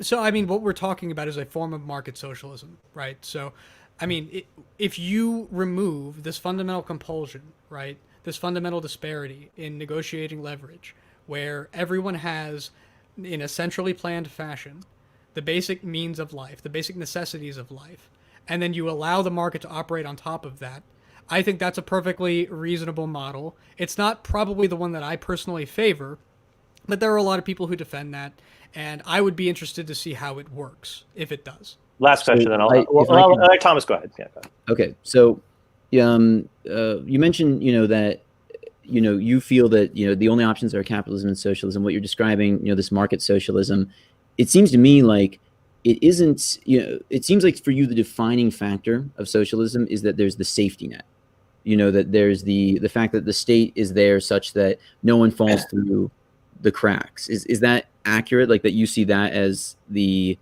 like there's some public authority that steps in and makes sure that you regulate, you prevent injustices from happening in the marketplace, and then you put a safety net in there, and then that is socialism, if those are actually there, more than in just like the half-hearted, weak way that we have our capitalist welfare states in. So I think there's going to end up being more than that. The other piece of this is the public authority stepping in to control whenever property becomes so large or so complex that it threatens the integrity of the state, of the common good, right? Scenarios where maybe you're an arms manufacturer, you're very complicated, you're very complex, and you acquire sufficient internal power that you can then begin to bend the nation to your will, or the political community to your will in a sectarian fashion, right? Things like this, where I think I disagree with you a little bit is that I see a lot more value in this kind of sophisticated and complicated, maybe not particularly in the case of the defense industry, but in a lot of scenarios where we do really want to encourage this highly complex, highly developed economic system, this set of relationships and productive capacities, right? In situations like that, we're going to need to be careful to make sure that the people in charge of that and acquiring the benefit from that don't direct their labor in a direction of harming the common good. Again, a great example of this. Who determines that? Who determines whether, like under your format, would a company currently today like Amazon or Walmart be injurious to the common good, and government needs to break them up, basically? Like, who has the authority to decide that? Well, it's got to be the political community. I think one of the politicians. Problems, sure, yeah. So I have a lot of problems with the way that our political community is set up right now. But I think what you're asking me basically is, should a very wealthy CEO or very wealthy capitalist, very wealthy billionaire, whoever happens to be the sole controlling interest of a company, should that person decide, or should somebody deputed by the public to serve the common good decide what is good for the society or not? I'm always going to side with that latter thing. I'm not going to say that it's the role of private individuals to make the final judgment about what's good for our society or not, because that's what we have politics for. That's what our politicians are for. Yes, you're they're saying, bad. Right, but here's, I guess what's hard for me is politicians are just private individuals who have an unusual kind of power over the rest of us, to tax, imprison. So it seems like if you're for both of you, frankly, but for Jose, I'll target this question, not target, direct. that if you're but I think it applies to Thomas as well. If the concern is about, we're so worried about private individuals like nefarious CEOs that have all this power that can use to affect others. It's because they're human beings. How does that change if you take away the CEO pen and you put the nuclear button or the red phone to the police in their hands instead? You see my problem? It's the same people. You're worried about them having power over a company, but power over a country seems much more scary. Well, and I think so. So the point that you make is interesting, and it coheres with a point that I wanted to make earlier, which is that, the capitalist system is really inseparable from our political constitution. If you think of like, how are we governed, right, on a day-to-day basis? We're not just governed by politicians in Washington, D.C., right? Every day in my life, my manager makes decisions about how I'm doing at work. And if they're good, I keep my job and I keep my livelihood and my family gets fed. If I don't, right, the manager decides I'm fired, we go to HR, I'm let go, I'm punished very severely, right? In my view... And if you don't like your employer, you quit. Sure, yeah, of course. But so you were asking earlier about what to do about a vicious laborer, right? Somebody who's lazy. It's my preference, I think, to have a law and to have a political authority that says, look, we can't have this in our society because we have to work together. There's a lot of work that we need to do as human beings to solve the problems in the world and to promote the common good. So we're going to have some kind of law, we're going to have some kind of penalty, right? And we're going to enforce it, and we're not going to leave it up to the hands of private individuals. Wait, a law for what? What? Like when I say like Indolence. There's two kinds of what? So one of the easiest ways to caricature my position is to say, I just want people to be able to sit in their free apartment buildings that the state gives them with their free internet and electricity that the state gives them and play World of Warcraft for 20 hours a day. I say, no, I don't want that, but I don't want a manager or a capitalist or a CEO making the call about that crime, which is, I would consider that to be a crime. Well, I wouldn't consider that a crime. Like I would say if somebody wants to work enough so they had like, I mean, when I was in college, I had an empty apartment with an Xbox. Now I have a family and provide more for them, but I made economic choices to live at a certain level, and people make other choices. Like, I guess, yeah, shouldn't people, I guess there's a problem of incentive here. I agree with you that not everyone's going to stay at bare subsistence because there's more to life than that. But if, on the one hand, if all necessities are just simply provided, do you see an incentive problem in that under the socialist framework, you'll have far less productivity, which will create far less wealth, which will increase poverty? That if you see the incentive problem concerns me. Well, yeah, I mean, so I guess I have two responses to that. The first being, I think, the more important, which is that, I'm sure that I could extract more productivity out of somebody by owning them as a chattel slave and treating them however I please for my own economic benefit. That doesn't make that a just arrangement, right? So I'm Sure. okay with some amount of Well, actually, trade-off. I would disagree. I mean, a slave can't be fired, and they have no incentive to do a great job because they can't ever be promoted to anything else or better their position. I would say socialism has that in common with slavery if people lose that incentive to be able to better themselves. Well, you could argue that in our society, we're quickly losing that incentive through, extreme polarization and decreased social mobility. That's an empirical claim. But regardless, all I want to say is that, I'm okay losing some productivity if it means that our arrangement is just, right? That's the only point that I want to make. What do you mean by the? I'm sorry, I don't interrupt, but you said like the law, like a vicious labor. Like I can think of two kinds of laborers. One who steals from a company, that would be a fraud, and you bring in the courts and stuff.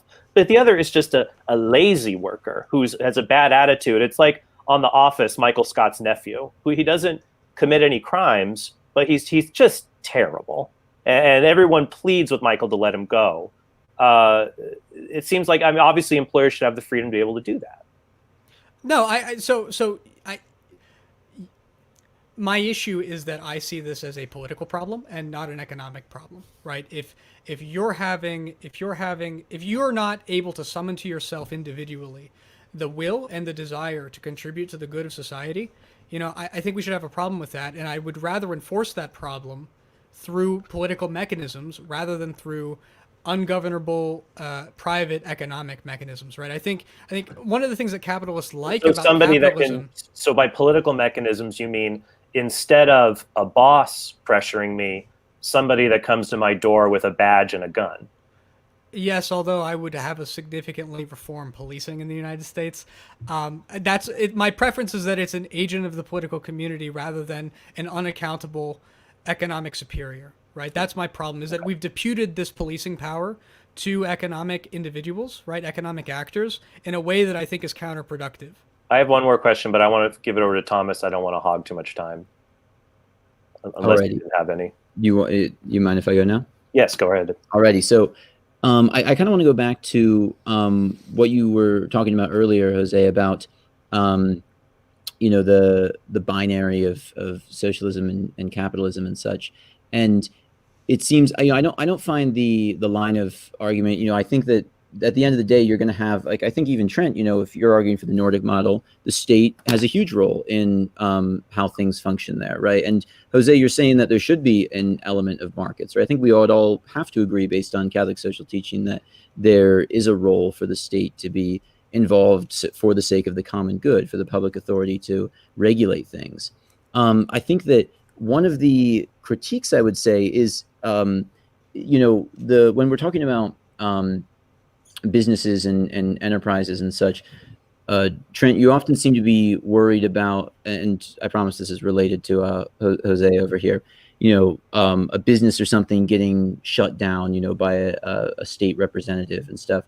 And I think that distributism succeeds in doing something that socialism doesn't succeed in doing, in the difference from capitalism, because you and I agree that capitalism is bad and problematic, that it causes poverty, that there's this massive, intensification of the means of production, and there's, the injustice of the wage relationship that's exploitive, the usury is such a central part of it, et cetera, et cetera. And you're saying, we need to put things into the hands of the public authority, right? And I agree with that, but with clear limits that I don't think socialists regularly apply. And this is why I think there is a significant difference here between distributism and socialism, right? Socialists nowadays constantly have to distinguish themselves. They say, look, socialism isn't just Stalin and the death camps and et cetera, et cetera, et cetera, right? There's lots of other models. And I would agree there's lots of other models. I would say some of the best models, and they're certainly not perfect, but they exist in Latin America, where they're heavily informed by Catholicism, where that has moderated them. And so I think that the more you're moderated by them, the more you get away from this total abolition of private property, this total reliance on the state, and you recognize the need for a more harmonious relationship there, where you do have limited markets, and you do have like an element of free enterprise, which you seem to say should exist, right? You do have state regulation, which I would answer, to Trent's points, right? That state regulation should come in at the point that something has grown beyond the size that it's just sustaining a family, right? And has started to grow to the point that it's domineering society, in which it has this sort of sovereignty or power that you were mentioning, Jose, to it as a business. So there's a big difference between a small business. I work for a small construction company here with the Amish, right? There's a big difference between that business, right? That is essentially a family business, right? His 6 sons all work for the company, versus Amazon, which effectively can legislate to cities, because when it wants to move its offices, it can negotiate between all the cities and demand whatever tax break it wants, because it has so much concentrated power. And so the state needs to exist as an authority at that point that businesses grow to that size. And so, Jose, what I'm saying to you is, why label yourself with the socialist label when socialists so often fail to distinguish with the essential role of the family as an economic actor, and the purpose of work being a part of a family sustaining of itself? And I don't disagree, right? There's a lot of valuable resources there. I mean, Benedict the 16th, mentions the acuteness of Marxist analysis and Spe Salve, right? But at the same time, one has to recognize the limits of the socialist discourse. And so that would be my kind of point to you there about, how you would reconcile that. I heard my timer go off. So yeah, but you can go ahead and respond to that. Thank you. So I'm going to make 3 points here. The first point that I want to make is that you asked me about this notion of distributism, socialism, and decentralization, right? There are a lot of models of socialism that are of the form of sort of local worker cooperatives that build up into national councils, right? And that maybe build up into an international council eventually, but that have this subsidiarist structure, right? Mhm. So that's and I think there's a lot we can learn from them. Ernest Mandel has a great essay on that topic. So I just have a problem if this is really going to be our specific difference that distinguishes distributism from socialism. If there are forms of socialism that obey that same decentralized model, I just have a big problem with considering it to be this totally separate and new and different realm of thinking and analysis. So that's my first point. My second point is about this notion of, again, localism versus globalism. One of the things that I think that distributism really fails to reckon with, and that we have resources for in the socialist tradition, is that right now we're confronted with a global economic system that transcends national boundaries. So to your point about Amazon, right, not only can they negotiate to cities, they can negotiate to countries. They can decide that they're going to offshore their profits in Bermuda, for example, and ensure that none of it is taxable in either the countries that that the products are being bought in, or that their workers are operating in. So none of that work, none of our ability to manage that economic work is redounding to the benefit of either consumers or producers or laborers, right? They're hiding it away in a foreign country that nobody has access to, right? So I think one of the really important things that we have to reckon with as sort of people that want to bring this system under political control for the benefit of all is that it is global. I think that's inescapable. I actually think it's a good thing. But it means that our solutions are, while informed by subsidiarity, are going to have to ultimately be global international solutions. The third point I want to make, and the final point that I'll make on this topic is, I think we need to be open. One of the things that I find most striking about Pope Francis's own thought is that he's extremely open to our current situation of global interconnectedness being actually a good thing. And I think the reason for that is that one of the things that's hidden in the Catholic teaching is that there's a common good of all mankind, and that we need to work to promote that common good of all mankind. And if we're not willing to engage with each other on a global level, on an international level, we can't actually reflect that common good in our thinking and in our politics. And so whatever solution we come up with has to embrace that connectedness, has to embrace the smallness of our world, and be prepared to confront it with new solutions informed by our current situation. I would love to respond, especially on that sort of issue of the global subsidiarity, but yeah, and we'll after that wrap it up and we'll get to closings. But go ahead. Okay, so I would just say that I think I do agree. This is something that a lot of people struggle to deal with, but the social teaching, in encyclical after encyclical, you hear reference to the fact that there does need to be a global governing authority of some kind, and I don't disagree with that, but I think that that there's often an over reliance in socialism, in the socialist tradition generally, on the notion of just maintaining the level of growth, and and that comes with the incredible interconnectedness of these large scale programs and such that we have in the capitalist economy, and trying to take that same system and transfer it such that it provides for the goods of everyone and no one falls through the cracks, right? I think that a key point there is that this system as it is, and I think Pope Francis has a very nuanced view on this, right? I agree there should be some kind of, there should be that global authority, and there should be we should recognize the universal common good of mankind, the brotherhood of man in that way. But there also needs to be a recognition of the importance of the local, and something that capitalism through its history has destroyed is local culture, local communities, the family as a unit, the existence of villages, right? And I think that those things are, as subsidiarity, right, you need the higher elements, but it needs to be sustained by those lower elements. And I don't think that socialism accomplishes that, and also sort of expects that we're going to be able to maintain the level of production and consumption required for this incredibly global, heavy network of societies. If you don't mind, Michael, one sentence on that. Thank you, sir. Just to say that in the socialist tradition, there's a lot of thought around this idea that, we're producing way more than we ought to be, that we're making a lot of stuff that's kind of irrelevant to human flourishing, that we're working way too much, that we can achieve a lot more with less effort that's more important for human life by focusing our efforts in an intelligent way directed toward human flourishing, right? So I would completely agree with you on that point, and I just don't think there's any conflict with a lot of socialist thinking around these particular questions. I think that school of socialists might want to call themselves distributists, but All right, so we have our 3 5-minute closings here, beginning with Trent. Trent, whenever you're ready, 5 minutes. All right. Well, I don't have a prepared closing. I just have some thoughts that I might share. First, I think it's important for people to see that it's not that each of these three views has, there's one that's 100% right and the others are 0% wrong. Even socialism, which I would say, Pope Pius XI made clear, it's not just the atheism or the totalitarianism.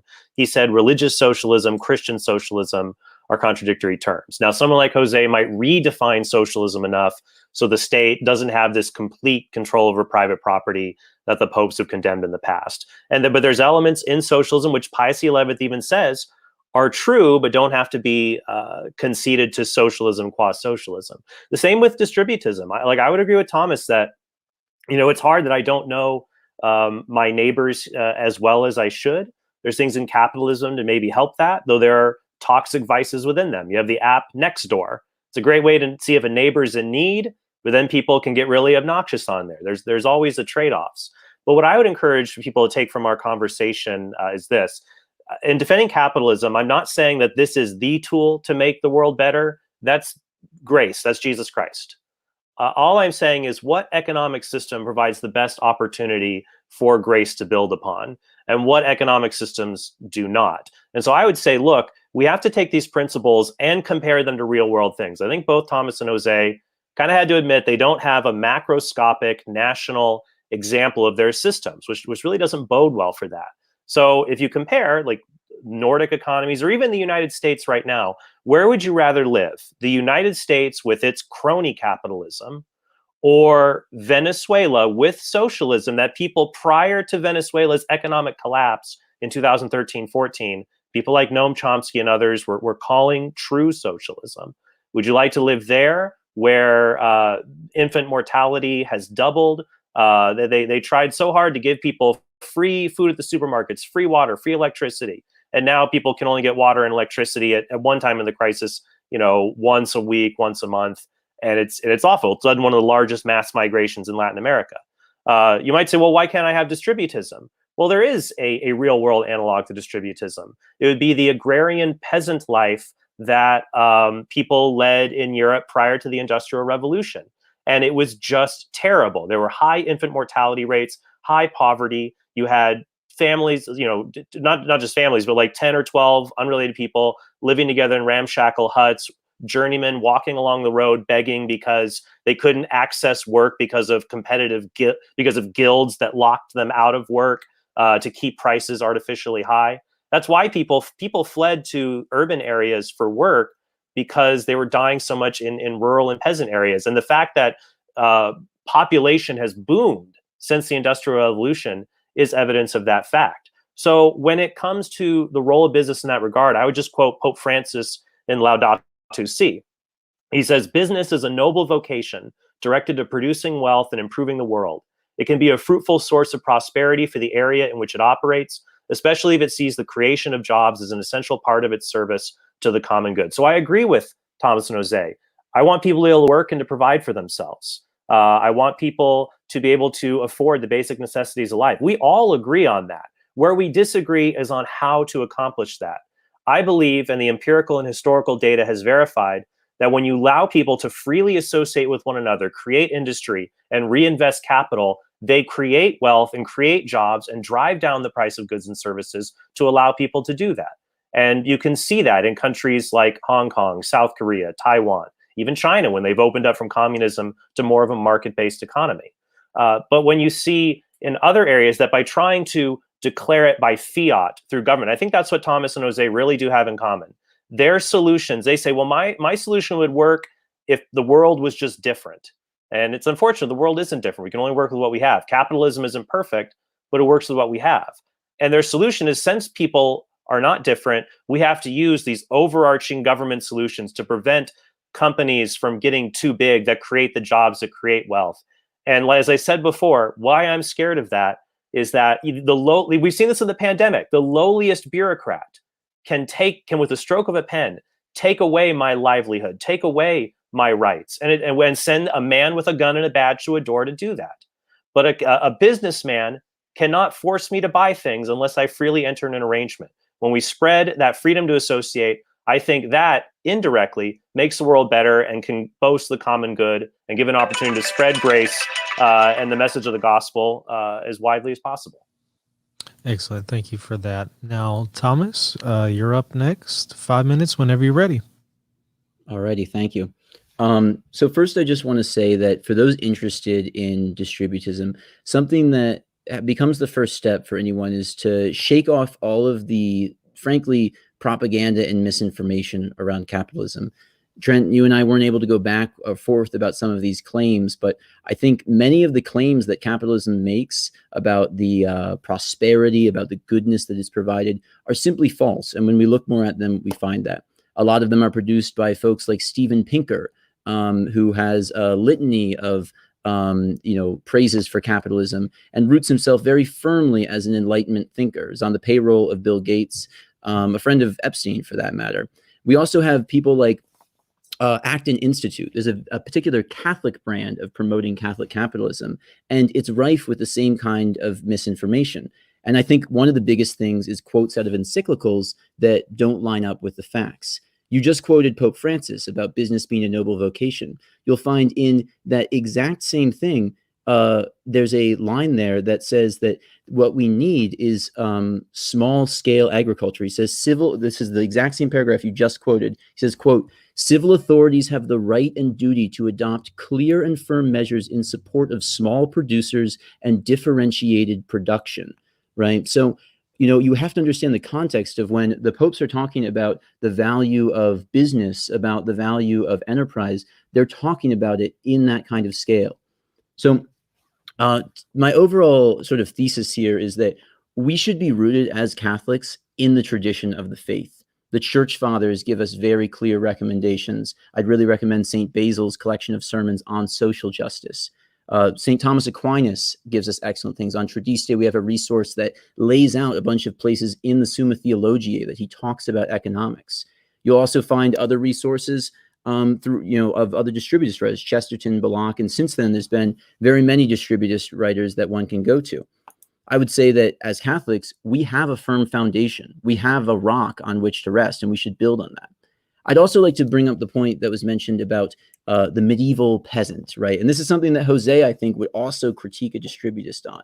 The idea that we want to go back to the lowly, horrible life of serfdom. I think that in many ways, the critique of distributism always has to go back to this critique of Christendom itself. If we believe that a society that is integrally Catholic, in which the social kingship of Christ is recognized, then we should seek to live that out. And while, yes, in Christendom, there was many privations, we can locate these privations in the fact that we didn't have modern technologies. The things that were wanting in medieval life were things like medicine, things like the technologies that allow us to access literature, right? And there should be regulations. We should keep these things, but there should be regulations that the internet that allows us to read the church fathers does not also allow us to access pornography. There should be the fact that medicine, which allows us to increase our human health, does not provide access to abortion and a host of other evils, contraception, and etc. And so the distributist goal is a society in which the economy is, again, ordered to serving human needs, not desires and consumerist dreams, and as well as spiritual flourishing, creating a society where we can live as saints and flourish in that way. And that comes with a focus on families, on communities, on local customs and traditions, and all the things that allow a society to not have the rampant secularism and materialism which define our age. And so I'd close with that. I'd actually, maybe to add one more thing to my closing, I'd recommend a book to both one thing not in the Catholic tradition, A Small Farm Future is one excellent book that demonstrates a lot of the claims about the practicalities, the ability for something to actually exist, looking through various historical claims, and beyond that, the host of resources that already exist in the Catholic tradition on distributism, the encyclicals of the popes, and all of those resources. And so I'd close with that. Excellent. All right. Now, Jose, you have 5 minutes for your closing whenever you're ready. Perfect. So just thanks again for having me, Trent, Thomas, for your engagement. What I've tried to do here tonight is to make a moral case for socialism, to suggest that there are certain principles in the Catholic tradition that socialists understand best, and that in alliance with socialists, that's the best way for us to go about securing them. Those moral principles are the respect for the common good, which is the peace, the basic rights of man, the inalienable, inviolable rights of man, the basic necessities of life, food, shelter, medical care, rest, etc. Those are just wages. Those are social cooperation instead of class conflict. Those are public authority being willing to step in when property is used in a manner injurious to the common good. And it's the overall idea that property is for the good of all and not for the benefit of a select few. Okay? I've been light on practical details because I'm bad at that. I concede that. What I would ask in a closing is that anybody who's listening to this who finds these moral principles compelling, go out and try things. What we need more than anything is experiments in living these ideals and living these morals, because we know that the society in which we're living now is not succeeding to live up to them. But fortunately, as Christians, we do have one at least historical paradigm to draw from, and that's the Christian community at Pentecost. So I'm just going to read you, for now, to close, excerpts from the Acts of the Apostles. And they continued steadfastly in the apostles' doctrine and fellowship, and in breaking of bread, and in prayers. And fear came upon every soul, and many wonders and signs were done by the apostles. And all that believed were together, and had all things common, and sold their possessions and goods, and parted them to all men, as every man had need. And later in Acts 4, and when they had prayed, the place was shaken where they were assembled together, and they were all filled with the Holy Ghost, and they spake the word of God with boldness. And the multitude of them that believed were of one heart and one soul. Neither said any of them that aught of the things which he possessed of his own, but they had all things common. And with great power gave the apostles witness of the resurrection of the Lord Jesus, and great grace was upon them all. Neither was there any among them that lacked, for as many as were possessors of lands or houses sold them, and brought the prices of the things that were sold, and laid them down at the apostles' feet, and distribution was made unto every man as according as he had need. This, I submit, is the society for which you should strive. Excellent. Okay. So I know we have a caller on the line here waiting to ask a question, but we also have a couple from our patrons. I'm going to ask those first. Y'all continue to put your questions there in the chat as well. Now, the first question here, it's not directed to anyone specifically, so anybody can comment on it. Did Chester Belloc reject the private right of contract, for example, by estate? Anybody want to take that one? The private right of contract by the state? He says for e.g. by estate. Yeah. You mean ESTATE? That's or what he estate? said. But he says estate, but I guess he means by a state. Yeah, he doesn't specify any further than that. But did he reject the private right of contract? Yeah, so if I'm understanding the question correctly, the Chester Belloc is a phrase people use to refer to Chesterton, G.K. Chesterton and Hilaire Belloc, for those not familiar. Yeah. And they're sort of the two founding thinkers of the distributist school of thought. And in terms of the private right of contract, right? Like if that means, if we're talking about selling things, selling property, moving property around, inheriting property, private property, that is, right? That's something that they, as good Catholics, didn't reject. There's a need for that.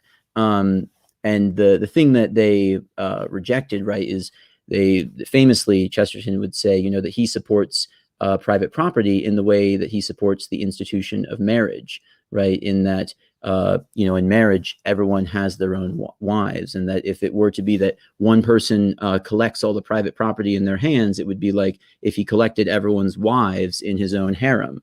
And so, he points out that that right is something that is subordinate to the common good, right? It does exist, but in one of those extreme cases, as we do exist in today, where it has been abused in a very grave way, that there is a need to correct that.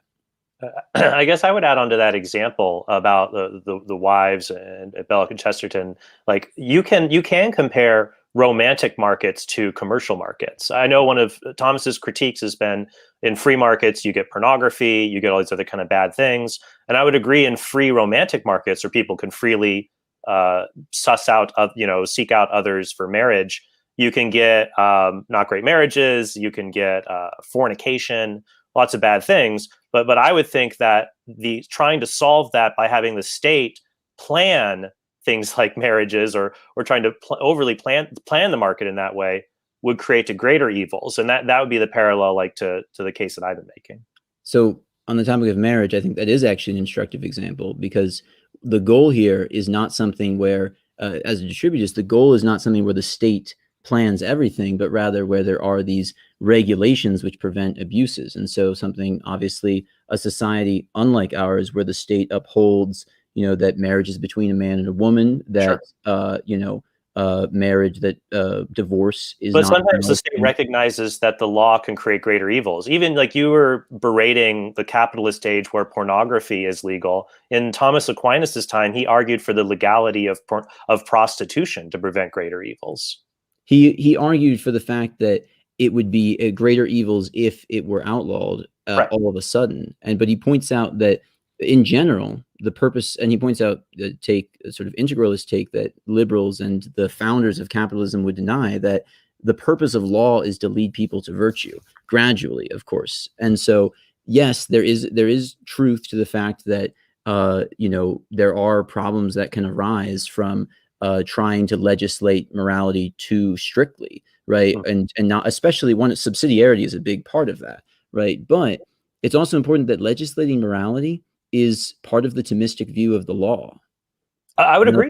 I want abortion to be illegal, and I would enjoy it. It applies to the market, not just to social, or to sure. sort of culture wars issues alone. Sure. All right. Now, there's another question here from one of our patrons, from Jess. You mentioned earlier about how, and this is for Trent, by the way. You mentioned earlier how there can be government intervention in a capitalist nation to create subsidies to target those who are falling through the cracks. But it seems that so many Catholic capitalists who are members of a certain political party decry these programs as socialist. We have had rhetoric calling these the new administration flat out socialist, which I'm sure Jose would lament is not socialist enough. How can we get Catholics to stop strawmanning any kind of government intervention as socialist? Oh, yes, absolutely. And typical capitalist, I'll show my book here. In my book, Why Catholics Can a Catholic Be a Socialist, written with Catherine Pacolic, I talk about that in one of the chapters. And actually, I quote Edward Fazer, an article he wrote on Friedrich Hayek. Hayek, of course, was very opposed to socialism. He wrote that famous work, The Road to Serfdom. But even someone like Hayek would not endorse the view that government never has a role to provide entitlement programs to individuals. There is, I would say, there's no such thing, by the way, as laissez-faire capitalism. Capitalism only exists with very strong property rights and contract rights. So you have to have government regulation for that to exist. But yeah, I would agree. I think it is so wrong-headed to say that socialism is when government spends income on public goods or for certain groups of people. Socialism is not about what government does. It's about what government lets you do. Does it let you start a company, reinvest capital, grow your company, and then expand it to be able to serve others, provided you don't commit fraud or break the laws?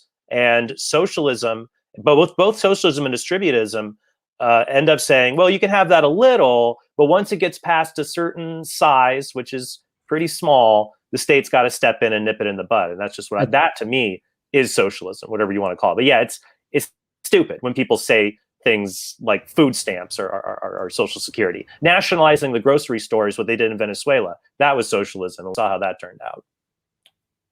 Yo, sir, y'all want to comment on that?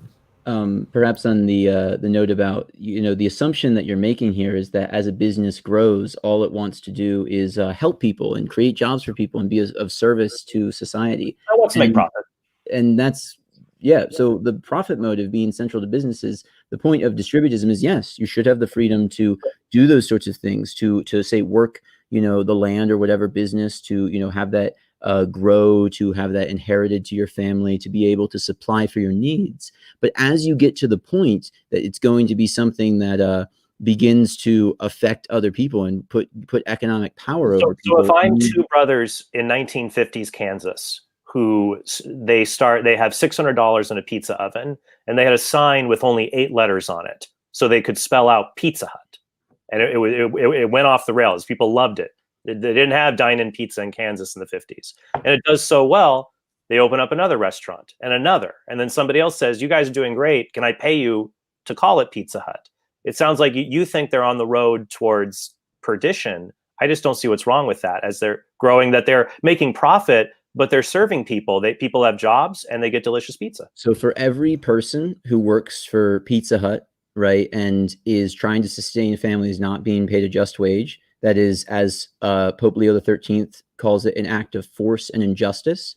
And in terms of the billions hoarded, I don't know what the current net worth of the Pizza Hut billionaires are, but for that wealth hoarded, which is not being used for the poor, St. Basil would likewise say that it's not gold. It's not murder gold that is coins. being committed against them. It's not Scrooge McDuck gold coins in a vault. Most people who are multimillionaires, even billionaires, the vast majority of their wealth is the ownership stake in the company. If they were to sell it to the government, for example, the company would just become worthless because government's bad at running businesses. And people know that, and the stock would plummet.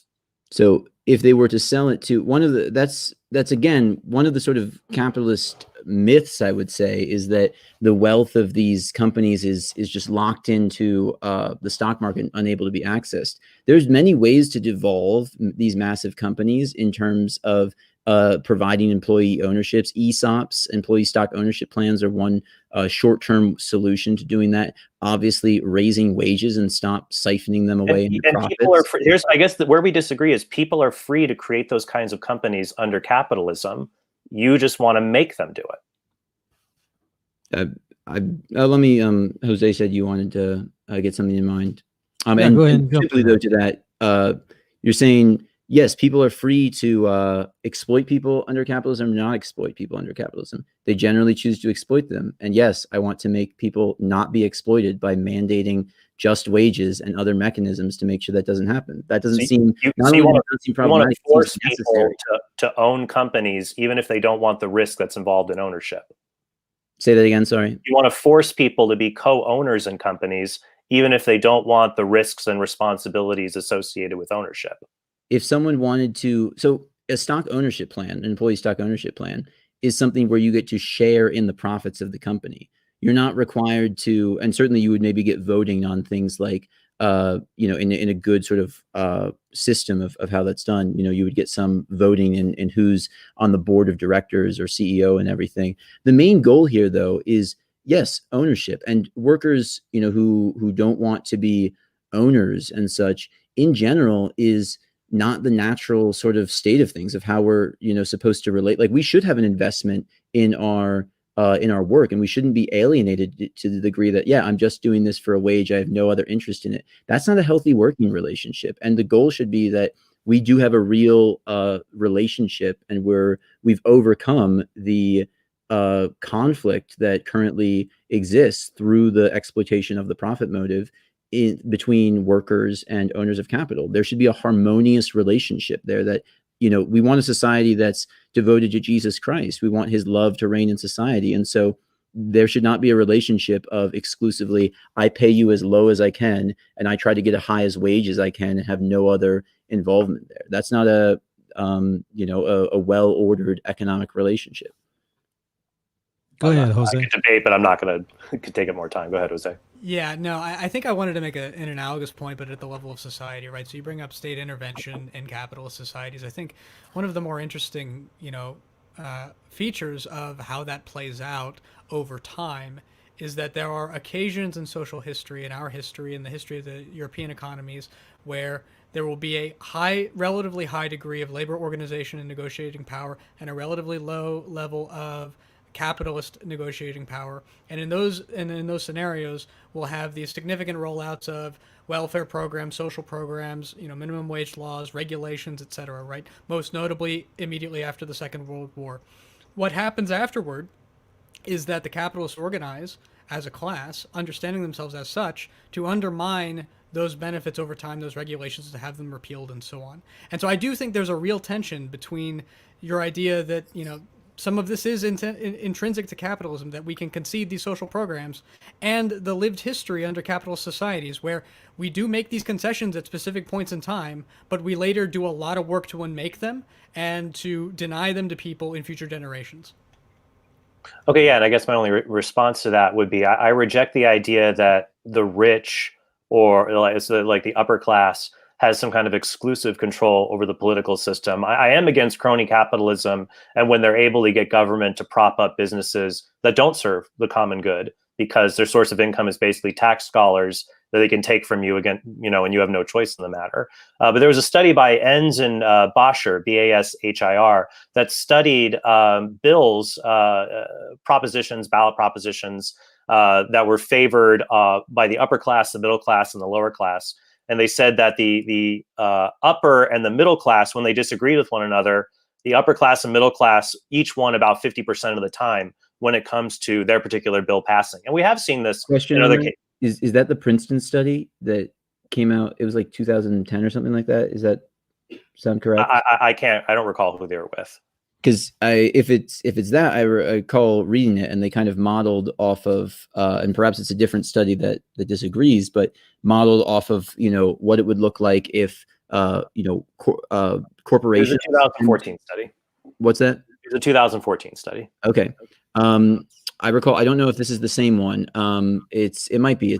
I remember it being a Princeton study, but I would encourage looking at it, because the central tenet of it was that corporations versus like this legislation they supported, and then the American public at large in terms of democracy and what they supported, that there was basically no correlation between what the public supported and what was voted for, and there was a very strong correlation between what corporations supported and what was voted for. And I think one of the confusing things about the middle class is that a lot of times the way that's measured is the PMC class, that the professional managerial class that largely works for these large corporations, that pulls in very high wages, that lives a very bourgeois and acquisitive lifestyle, and by and large supports what large corporations support, as opposed to working class. These people technically work for a wage, but their relationship is obviously very different, in that the vast majority of the working class do not live in that same comfort and do not have the same relationship to capital, because they're not managing other employees, they're just scraping by. And so I would agree. I would point out that like the key point there is that I think that our government is by and large bought by corporations, by capital. And the point I would say that in Quadragesimo Anno, Pope Pius XI even says a line where he talks about the majesty of the state having degenerated into a servant of economic interests. And that was back in 1931. Imagine what it exists like today. I think one of the interesting things that comes out of this particular discussion is the overwhelming sense that we have to reimagine not just the way that we do our politics, our economics, but also the way that we do our politics, right? Trent, to your earlier point, right, the language of the modern state is murder. It's the gun, right? That's really the only tool that it knows how to wield effectively. And we've seen that over and over again in the totalitarian histories of the 20th century. We see it in our society with the amount of bloodshed that goes on in our society on a daily basis, right? But we live in the most peaceful time in human history, though. That's another thing that Pinkerton Steven Pinker loves to tell us in his his books. And there's some serious critiques to be made of the fact that we live in the most peaceful time in history, and yet military spending has boomed and boomed as we bomb and drone third world countries. Have we been in a war in the last 4 years? Well, has there been a declared war like World War II? Not quite, but there has been incredible military spending on covert operations, on bombing raids, on insane levels of just the machine of our military industrial complex. I want to go back to Jose's point, because I guess, Jose, you're concerned. I mean, what makes the state is that, this is what Thomas Hobbes says in Leviathan, it has the monopoly on violence. That's what makes the state the state. And I think that's a pernicious idea that we've got to get rid of, right? I think that is a correct technical description of the way that states operate in our present context. But, there's an older notion of political authority that simply says that politics is about directing people to the good life, to happiness.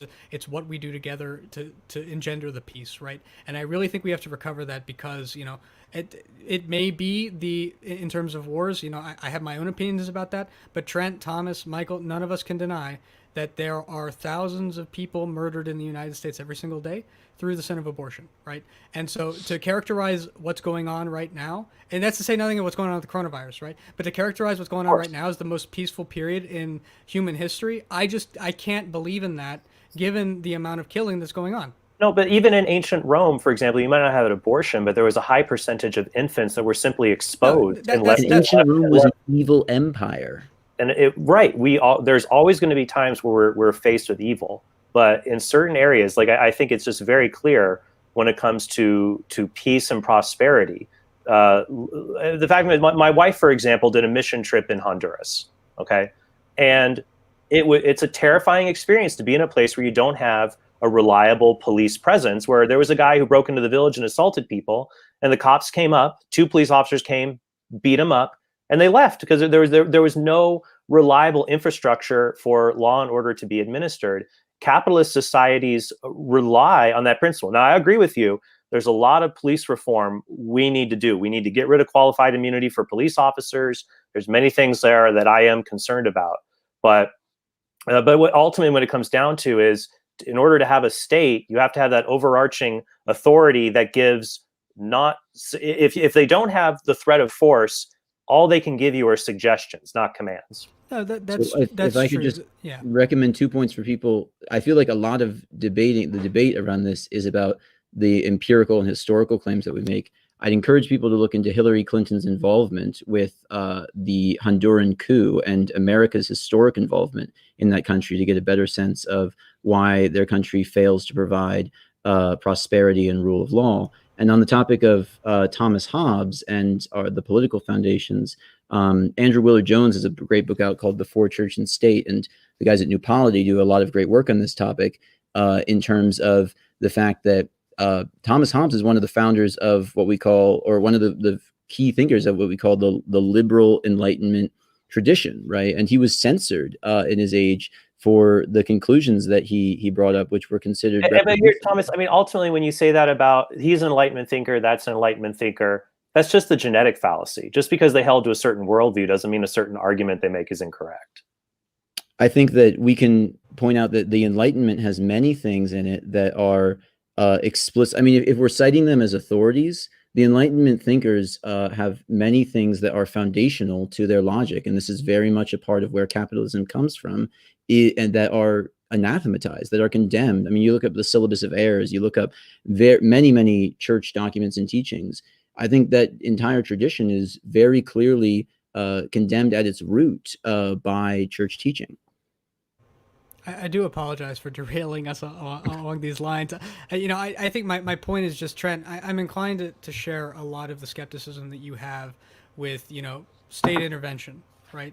The only reason that I raise the point of, reformulating the way that we think about the state is simply that we can imagine exercises of political power that occur in radically different ways than they occur now. Mm-hmm. And that we should strive for that as part of this general economic renewal that I think we're all looking for in moral terms. Sure. Now we have a question from a caller on the line. Then we might take 1 or 2 more chat questions, and we'll wrap it up there. Caller, you're live with Reason and Theology. What is your name, and also who is your question for? Hello, my name is James. My question is for Trent. Forgive me if I hiccup. I'm a little bit sick. Might have corona. Who knows? Pray for me. But I would like to know, Trent. We discussed a lot the question about contract theory in labor, and I'm surprised that neither Jose nor Thomas brought this up. But the popes talk about this very specifically, right? So you have even Rerum Novarum. He says, let the working man and the employer make free agreements, and in particular, let them agree freely as to the wages. But, he says, nevertheless, there underlies a dictate of natural justice more imperious and ancient than any bargain between man and man. And then, in Populorum Progressio, St. Paul VI says, the teaching set forth by our predecessor, Leo XIII in Rerum Novarum, is still valid today. When two parties are in very unequal positions, their mutual consent alone does not guarantee a free contract. The rule of free consent remains subservient to the demands of the natural law. And then St. John the 23rd in Moderate Magistra says, we therefore consider it our duty to reaffirm that the remuneration of work is not something that can be left to the laws of the marketplace, nor should it be a decision left to the will of the more powerful, which in the relationship that is merely the capitalist or the corporation. So my question to you is, like, where do you then justify this constant appeal back to the consent of the agreement, and why is not the natural law of the just wage, which is talked about, we talked about immensely, why is that not the underlying sort of natural justice that should be the kind of bottom of how we do our contract? Well, I think that there is that underlying element. As I said before, what the popes are saying is that people should be able to work and they should be able to support themselves. But it doesn't follow from that every single position that exists guarantees that. There's a few problems with a little bit of this situation. Number one, if we follow Thomas's route and say, well, people should be able to create their own means of production, who guarantees that person, there's a wage slave, but if you run your own business, you're a price slave. If not enough people buy what you're selling, then you don't get a just wage. How do we demand that the business owner or the small, someone who creates their own means of production gets their, is supplied enough income from the rest of society? I'll also say, I think we all agree that workers should get paid so that they can support their families. I agree with that. But notice that the popes never put forward particular things like a federal minimum wage at a certain level. Like, that wouldn't make sense. For example, a living wage in San Francisco might be $25 or $30 an hour, but that would bankrupt many small businesses in Bismarck, North Dakota. So Leo, for example, says that unions should be a way to argue and mobilize to get just wages. And I'm firmly in favor of private sector unions to have this kind of bargaining ability. But the fact of the matter is, we just have a different view of what wages are. If the government just says, okay, you employer, you have to pay X number of dollars. If the employer doesn't have the ability in their balance sheet to do that, then all that will happen is if you mandate the employers do that, then they just won't hire as many people, or they'll cut people's hours. The Congressional Budget Office says if you raise the federal minimum wage to $15 an hour, 1.3 million jobs will be lost. There are trade-offs here, and that's just, in economics, we should go to these goals, but realize there's going to be trade-offs along the way. That's Excellent. why we have to provide these goods in a non-market fashion.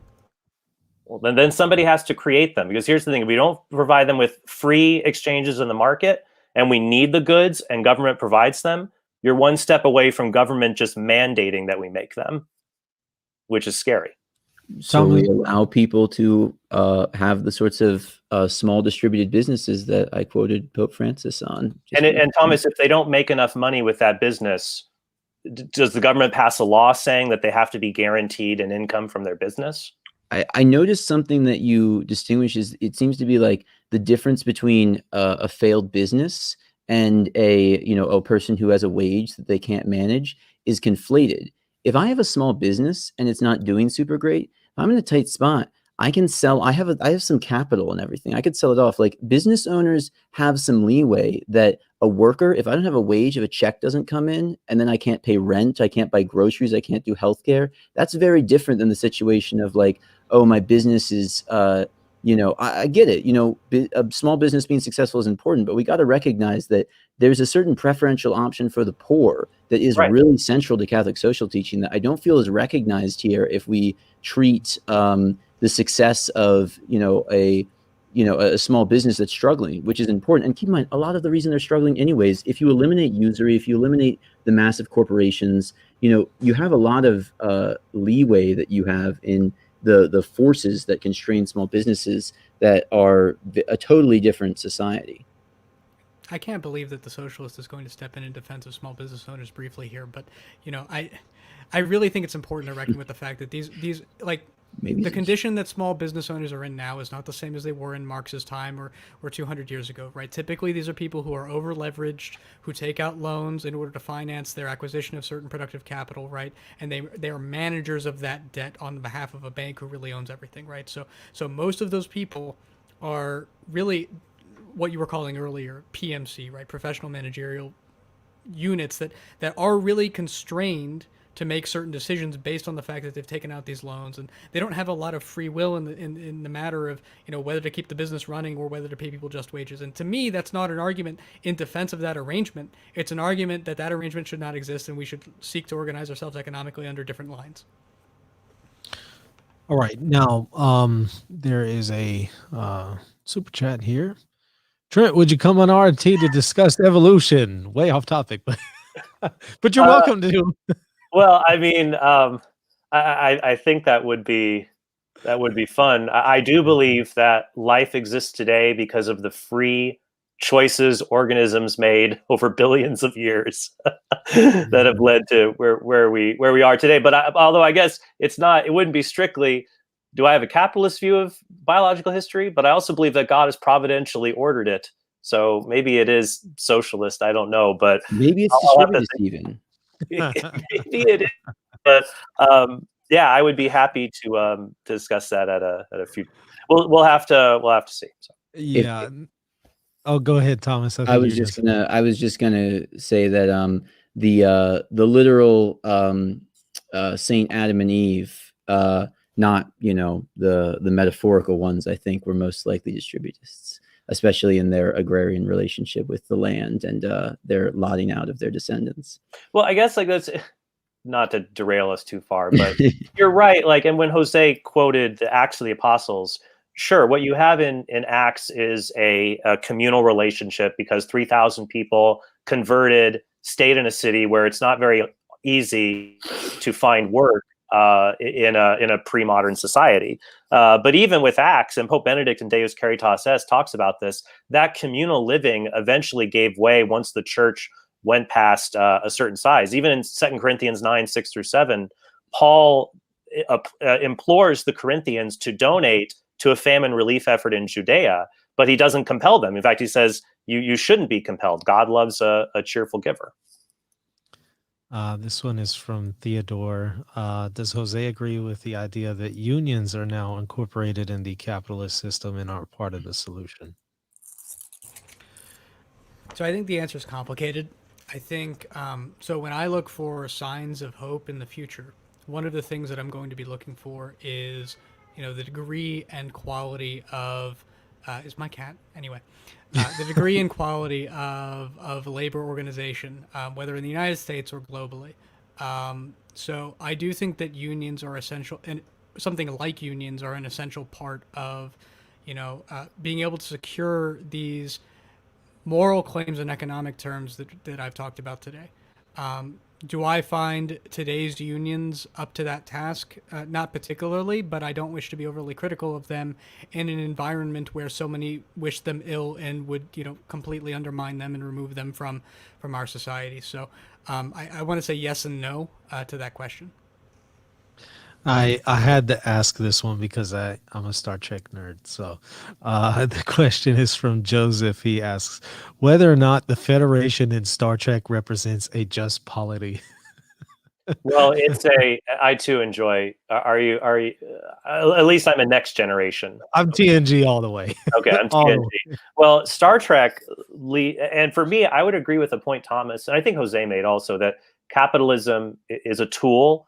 It's something that I would say was developed in 14th century Vienna and has informed much of the modern world. But it's something that is malleable and may change over time. Particularly, capitalism deals with the basic principle of economics, which is scarcity. Economics is the science of allocating scarce. I guess I'd ask them to define. I'd define economics this way. I don't know how the others would. Economics is the science of allocating scarce resources to satisfy unlimited demand. So there's always more demand than for the resources that exist. Star Trek is as a fiction, is interesting because it's a post-scarcity world. You know, on the ship, they've got the replicator, and so you can make any food you want, you can make anything you want, and no resources are scarce. So if you lived in a true post-scarcity environment, where it was just like fantastically easy to produce things, that might change the economic format, and capitalism might look very different. But I don't know how you would get to Star Trek, but you never know. I'm not much of a Star Trek guy, but I feel compelled to point out that they don't appear to believe in God, and I would like for people to believe in and worship God. Yes, I don't think that realistically, you know, the wrath of God would very much be on the Star Trek society for their widespread atheism, and perhaps it's very much on our capitalist one for the same. I do think one thing that would be helpful to point out. You mentioned the definition of economics, Right. and you know, I think that's maybe an important distinction between our thoughts on this. Is, you know, both on the side of unlimited demand, I see the end goal of economics as satisfying needs, right? Satisfying use value rather than exchange value, and that there is a limit to that, you know, to needs and spiritual flourishing. And then on the other side, for scarcity, there's a great essay titled "Adam Without Liberalism," and you know, going back to the sort of creationist angle, you know, God created the world for abundance, and obviously after the fall, there is a degree of scarcity, but something that Saint Basil talks about a lot in his sermons in the book, I have it here, on social justice. Something he talks about is that there's always, if there is justice, if God's justice is followed, there's always sufficiency. There's not abundance that everyone can have whatever they want, but there is sufficient goods. And I think that's maybe an important, like, but I think here's the problem. Throughout most of human history, because of the lack of technological innovation, people died prematurely because they did not have what they needed. They didn't have food. They didn't have medicine. But I think that you're right, it does exist there. And through our rational minds, God has given us an ability to do that.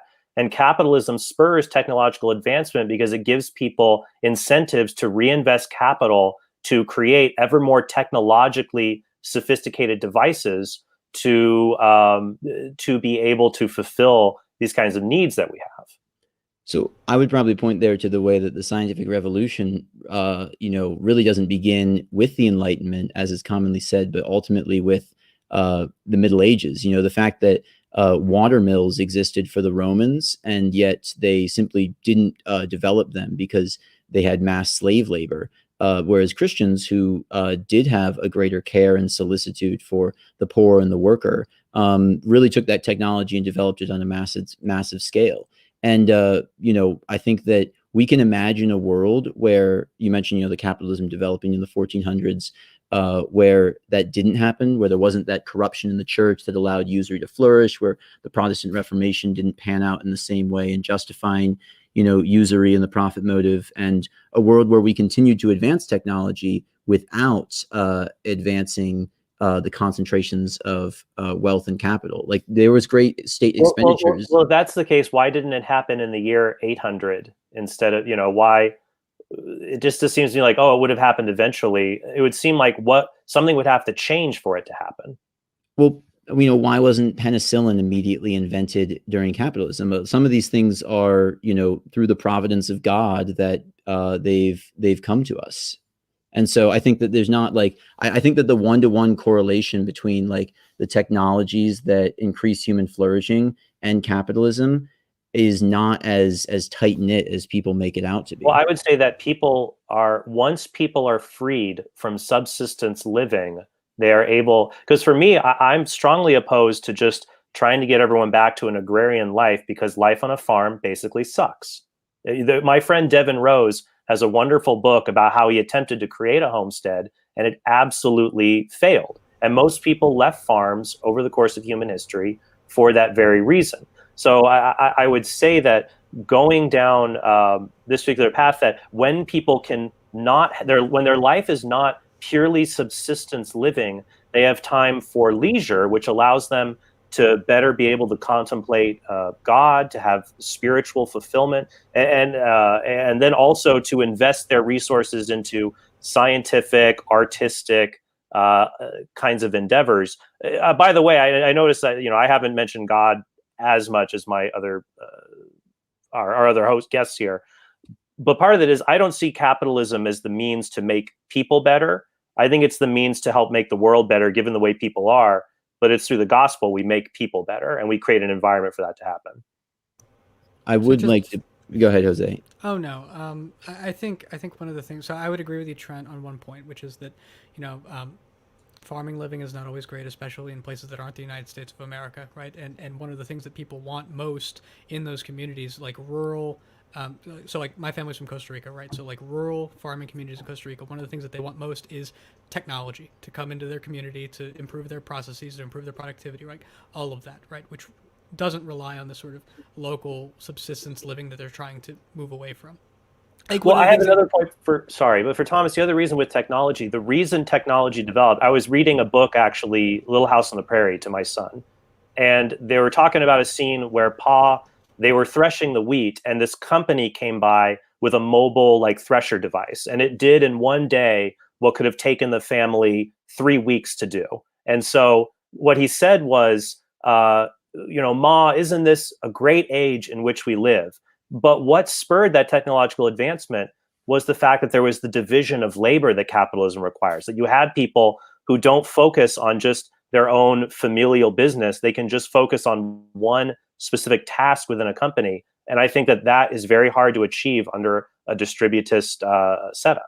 So I'd want to, in some ways, concede some of that, in that the hyper division of labor and everything that exists in capitalism, and that not all, but Jose, you have to admit, many socialists believe is also very necessary to continue and just, distribute in a different way, also leads, and I'm not saying that there's a lot of technology that we can do. There's a lot of divisions of labor are a real good, but they're not an absolute good. And we treat them like that in modern forms of political economy. And I'd point out with that, there's a great book called Better Off, right? Eric Brende, who talks about this very much, where those sorts of technologies, right? So many of the things that we're talking about, like the social goods, the environmental goods, right? The ability of people to come together and have relationships in a community that are working on projects together. If the argument is that our surplus gives us time to contemplate God, I'd like to point out, where is that happening in capitalism, right? Where is the surplus we're producing causing society to lift its mind to God more? There's something to the fact that Jesus himself, right, and the people that he preached to lived in a largely agrarian mode of life. And again, this isn't, Pope Francis has a line in Laudato Si where he says, no one is advocating a return to the Stone Age. I want to reiterate that. But what does need to be advocated is a serious question of, do these massive divisions of labor, do these huge separations of capital and labor, these huge, large-scale globalist societies and supply chains to supply the basic goods for life, is that allowing for environmental sustainability? Is that allowing for the social goods of culture, community, tradition to flourish? Is that allowing? I would say yes, because we're not killing whales to try to get kerosene oil anymore. Our roads are not covered in horse crap from getting people around. That actually this innovation, that the consistent growth, because I think you would say nobody needs a car, you could get around with a horse. The world is better now that we have these things. Now, of course, we have issues about emissions and things like that, but human ingenuity has consistently found ways to overcome these problems when the naysayers say it can't be done. So the only reason you need a car is because capitalism has forced you to commute long distances to work, to separate you from that community, has caused you so that all of your social engagements have to be in a little air-conditioned box instead of being able to. I like that wheat that's grown reliably in one part of the country or world can show up in the market I go to on a regular basis, and I have more food security as a result of those trucks and other things that horses couldn't do. And what I don't like is the fact that the wheat that is sold on the market, and because that is the way that we distribute food globally, means that tons of people, especially smallholders and such, the insecurity is actually increased. There's a great chapter on this in the Small Farm Future book on the arable corner and the fact that we use grains to feed the world. That makes and no we've sense. eliminated the ability of people to sustain for themselves and furthered this cycle of poverty and hunger throughout We the have world. the fewest amounts of famines than ever in the history of the world. That makes no sense at all to make a claim. So I would point out the fewest amount of sudden weather-based famines and such we can claim, and yet we have a constant, endless famine created by the fact that people don't have local supply chains to food and have to rely on the global market. And so we have they get food in a way you don't like, but they still get food. What's that? They get food and they still get food just in a way you don't prefer. I'm saying that there's many people who don't get food. The numbers of people who are malnourished range from something like 500 million to 2.5 billion. Would you say that deaths by starvation, Thomas, have dramatically decreased in the last 200 years worldwide? I would say that modern technologies have done a lot for that. I would say that given those modern technologies, right, like cars, which we just started with. Say that again, sorry. Like cars or trucks. Cars are great. Trucks are great. Supply chains are great. Infrastructure is great. We should consider what the world would look like if, rather than directing those things purely toward profit, we directed them rather deliberately toward the human good and ensured that in these processes of economic exchange, we respected the rights of laborers and gave to them their due, which are the basic necessities of life. That's my position. I think it's between your two positions, but, you know, I think it's worth considering what it would look like if we kept all of this nice stuff we like, that's genuinely good, and gave us a coronavirus vaccine, and gave us personal protective equipment and respirators and all of that. That's genuinely improving the quality of life for people around the world and in the United States. And we respected all of that, and we directed it morally toward the good. Something that I would point out is that it doesn't have to be in either or here, is that you could have, a state that does produce, large amounts of grain surplus that can be shipped around for when there are famines and needs, but that the global supply chain issue does take away autonomy from communities. And these goods, these social goods and environmental goods of, local cultures, communities, traditions, etc., and the fact that are the resources that it takes to sustain this cycle. I'm not saying that we should eliminate all that infrastructure entirely, but I am saying that we need to reckon with the fact that we are accustomed to levels of consumption and production that are not sustainable, that destroy social goods, that prevent local subsidiary communities. Our economic life should be ordered towards families, towards human flourishing. And I agree with you. And I agree, and that's why I am very concerned, and that'd be my problem with socialism, is that when the state, and that's what Leo XIII is concerned about, when the state enters in so that it takes over the roles naturally relegated to families, especially with absent fathers we see in our country today. That certainly concerns me. So I guess, I don't know how much time we have left, but I do want to make this point. I've thoroughly enjoyed dialoguing with both of you on this, and sometimes it has been a bit vigorous. I don't mean for it to be that way. And there are points I agree with both of you. So I do hope people will, who consider each of our views will look up the resources. Yeah, Thomas, I'm jealous. My books are all out of arm's reach. I prepped with the books, and I have some community members here who you mentioned, a house living, where you live in a house with, 12 other people crammed in. And that is kind of the Catholic worker dream. Yeah, so I guess I'll disclose, or I'll add, if you want to look at my book, Can a Catholic Be a Socialist, covers some of this. There's another good book on capitalism by an author that I've supremely enjoyed, Jay Richards. It's called Money, Greed, and God. You might also find that book helpful on this. The work of my colleague Catherine Pekalik at Catholic University of America. She's done a lot of great work actually on the role of the family and the need for family centrality. So checking out her work would be good as well. What I want to do to conclude here is give each of you 3 minutes for some final concluding parting words. Oh, we already had that. Thought. I'll let that be double mine. I'll let that be mine. I've enjoyed this. Check that out. Well, I was also going to say, put in a plug for any of the material that you want to do in that 3 minutes. So you might. I'll add one plug then. Just if you guys want to check out some more of my work, go to the Council of Trent podcast. You can listen to it for free on iTunes, Google Play. If you want to support it, you can go to trenthornpodcast.com, become a premium member, get access to bonus content. Always great stuff. Thomas? Yeah, I want to thank you, Michael, for hosting this event, and Trent and Jose. I did really enjoy talking to both of you. I felt like we're able to offer a pretty clear, maybe outlay of sort of our different worldviews and how we see that. So felt like this is a really successful discussion. Thank you for that. Look forward to discussing again in the future. While we're plugging things, I do have another book I didn't pull out yet from next to me. So the Forgotten Radical Peter Marin. Peter Marin is, along with Chesterton and Block and their works, a great Catholic worker introduction. For those interested in the Catholic worker, which has a very strong distributist tradition, not just in theory, but in the practice of actually living out, in intentional communities and in farming communes and such. I'd encourage you to see if you can, if there's a local Catholic worker, or if you're interested in more getting involved.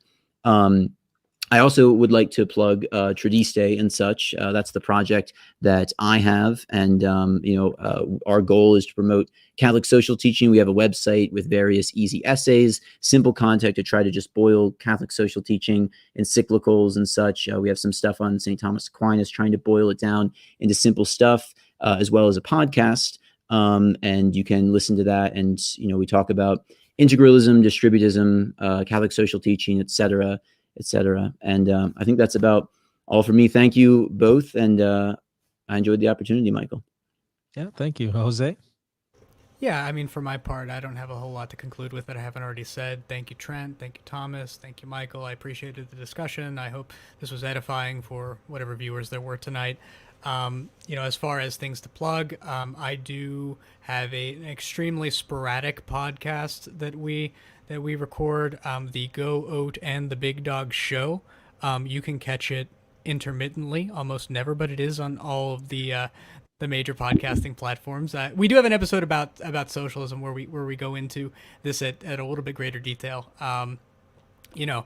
Just again, thank you. I hope that everybody considers the fundamental congruence that I think is obvious between the moral teachings of the Catholic Church and the objectives and aims of a lot of contemporary socialist movements, and lose a little bit of their fear, right? I think one of the things that drives people not taking these moral claims, these Catholic moral claims, as seriously as they should, is a reflexive anti-communism, anti-socialism, which I think is totally justifiable in historical terms, right? Given the fact that these movements have been so antagonistic toward the church and have, in a lot of scenarios, redounded to extreme evils, when practiced. But, my concern is primarily that Catholics stay faithful to this moral tradition. And I think that, losing our fear a little bit of being labeled as a socialist, or having something in common with somebody like a Bernie Sanders or whatever socialist movement, that's gonna be better for us as Christians in seeing these moral claims out to fruition. Excellent. Well, once again, gentlemen, thank y'all for coming on. This was great. I really, really enjoyed it. And everybody, thank y'all for your participation and for watching and for your comments and questions there in the live chat. We truly appreciated your interaction. Don't forget to check us out at reasonandtheology.com, where we have the St. Maximus Confessor Institute, where we're giving lectures away for free by various scholars and us here on RT. And also check us out at patreon.com/Reason and Theology if you would like to support us. And until next time, God bless you all.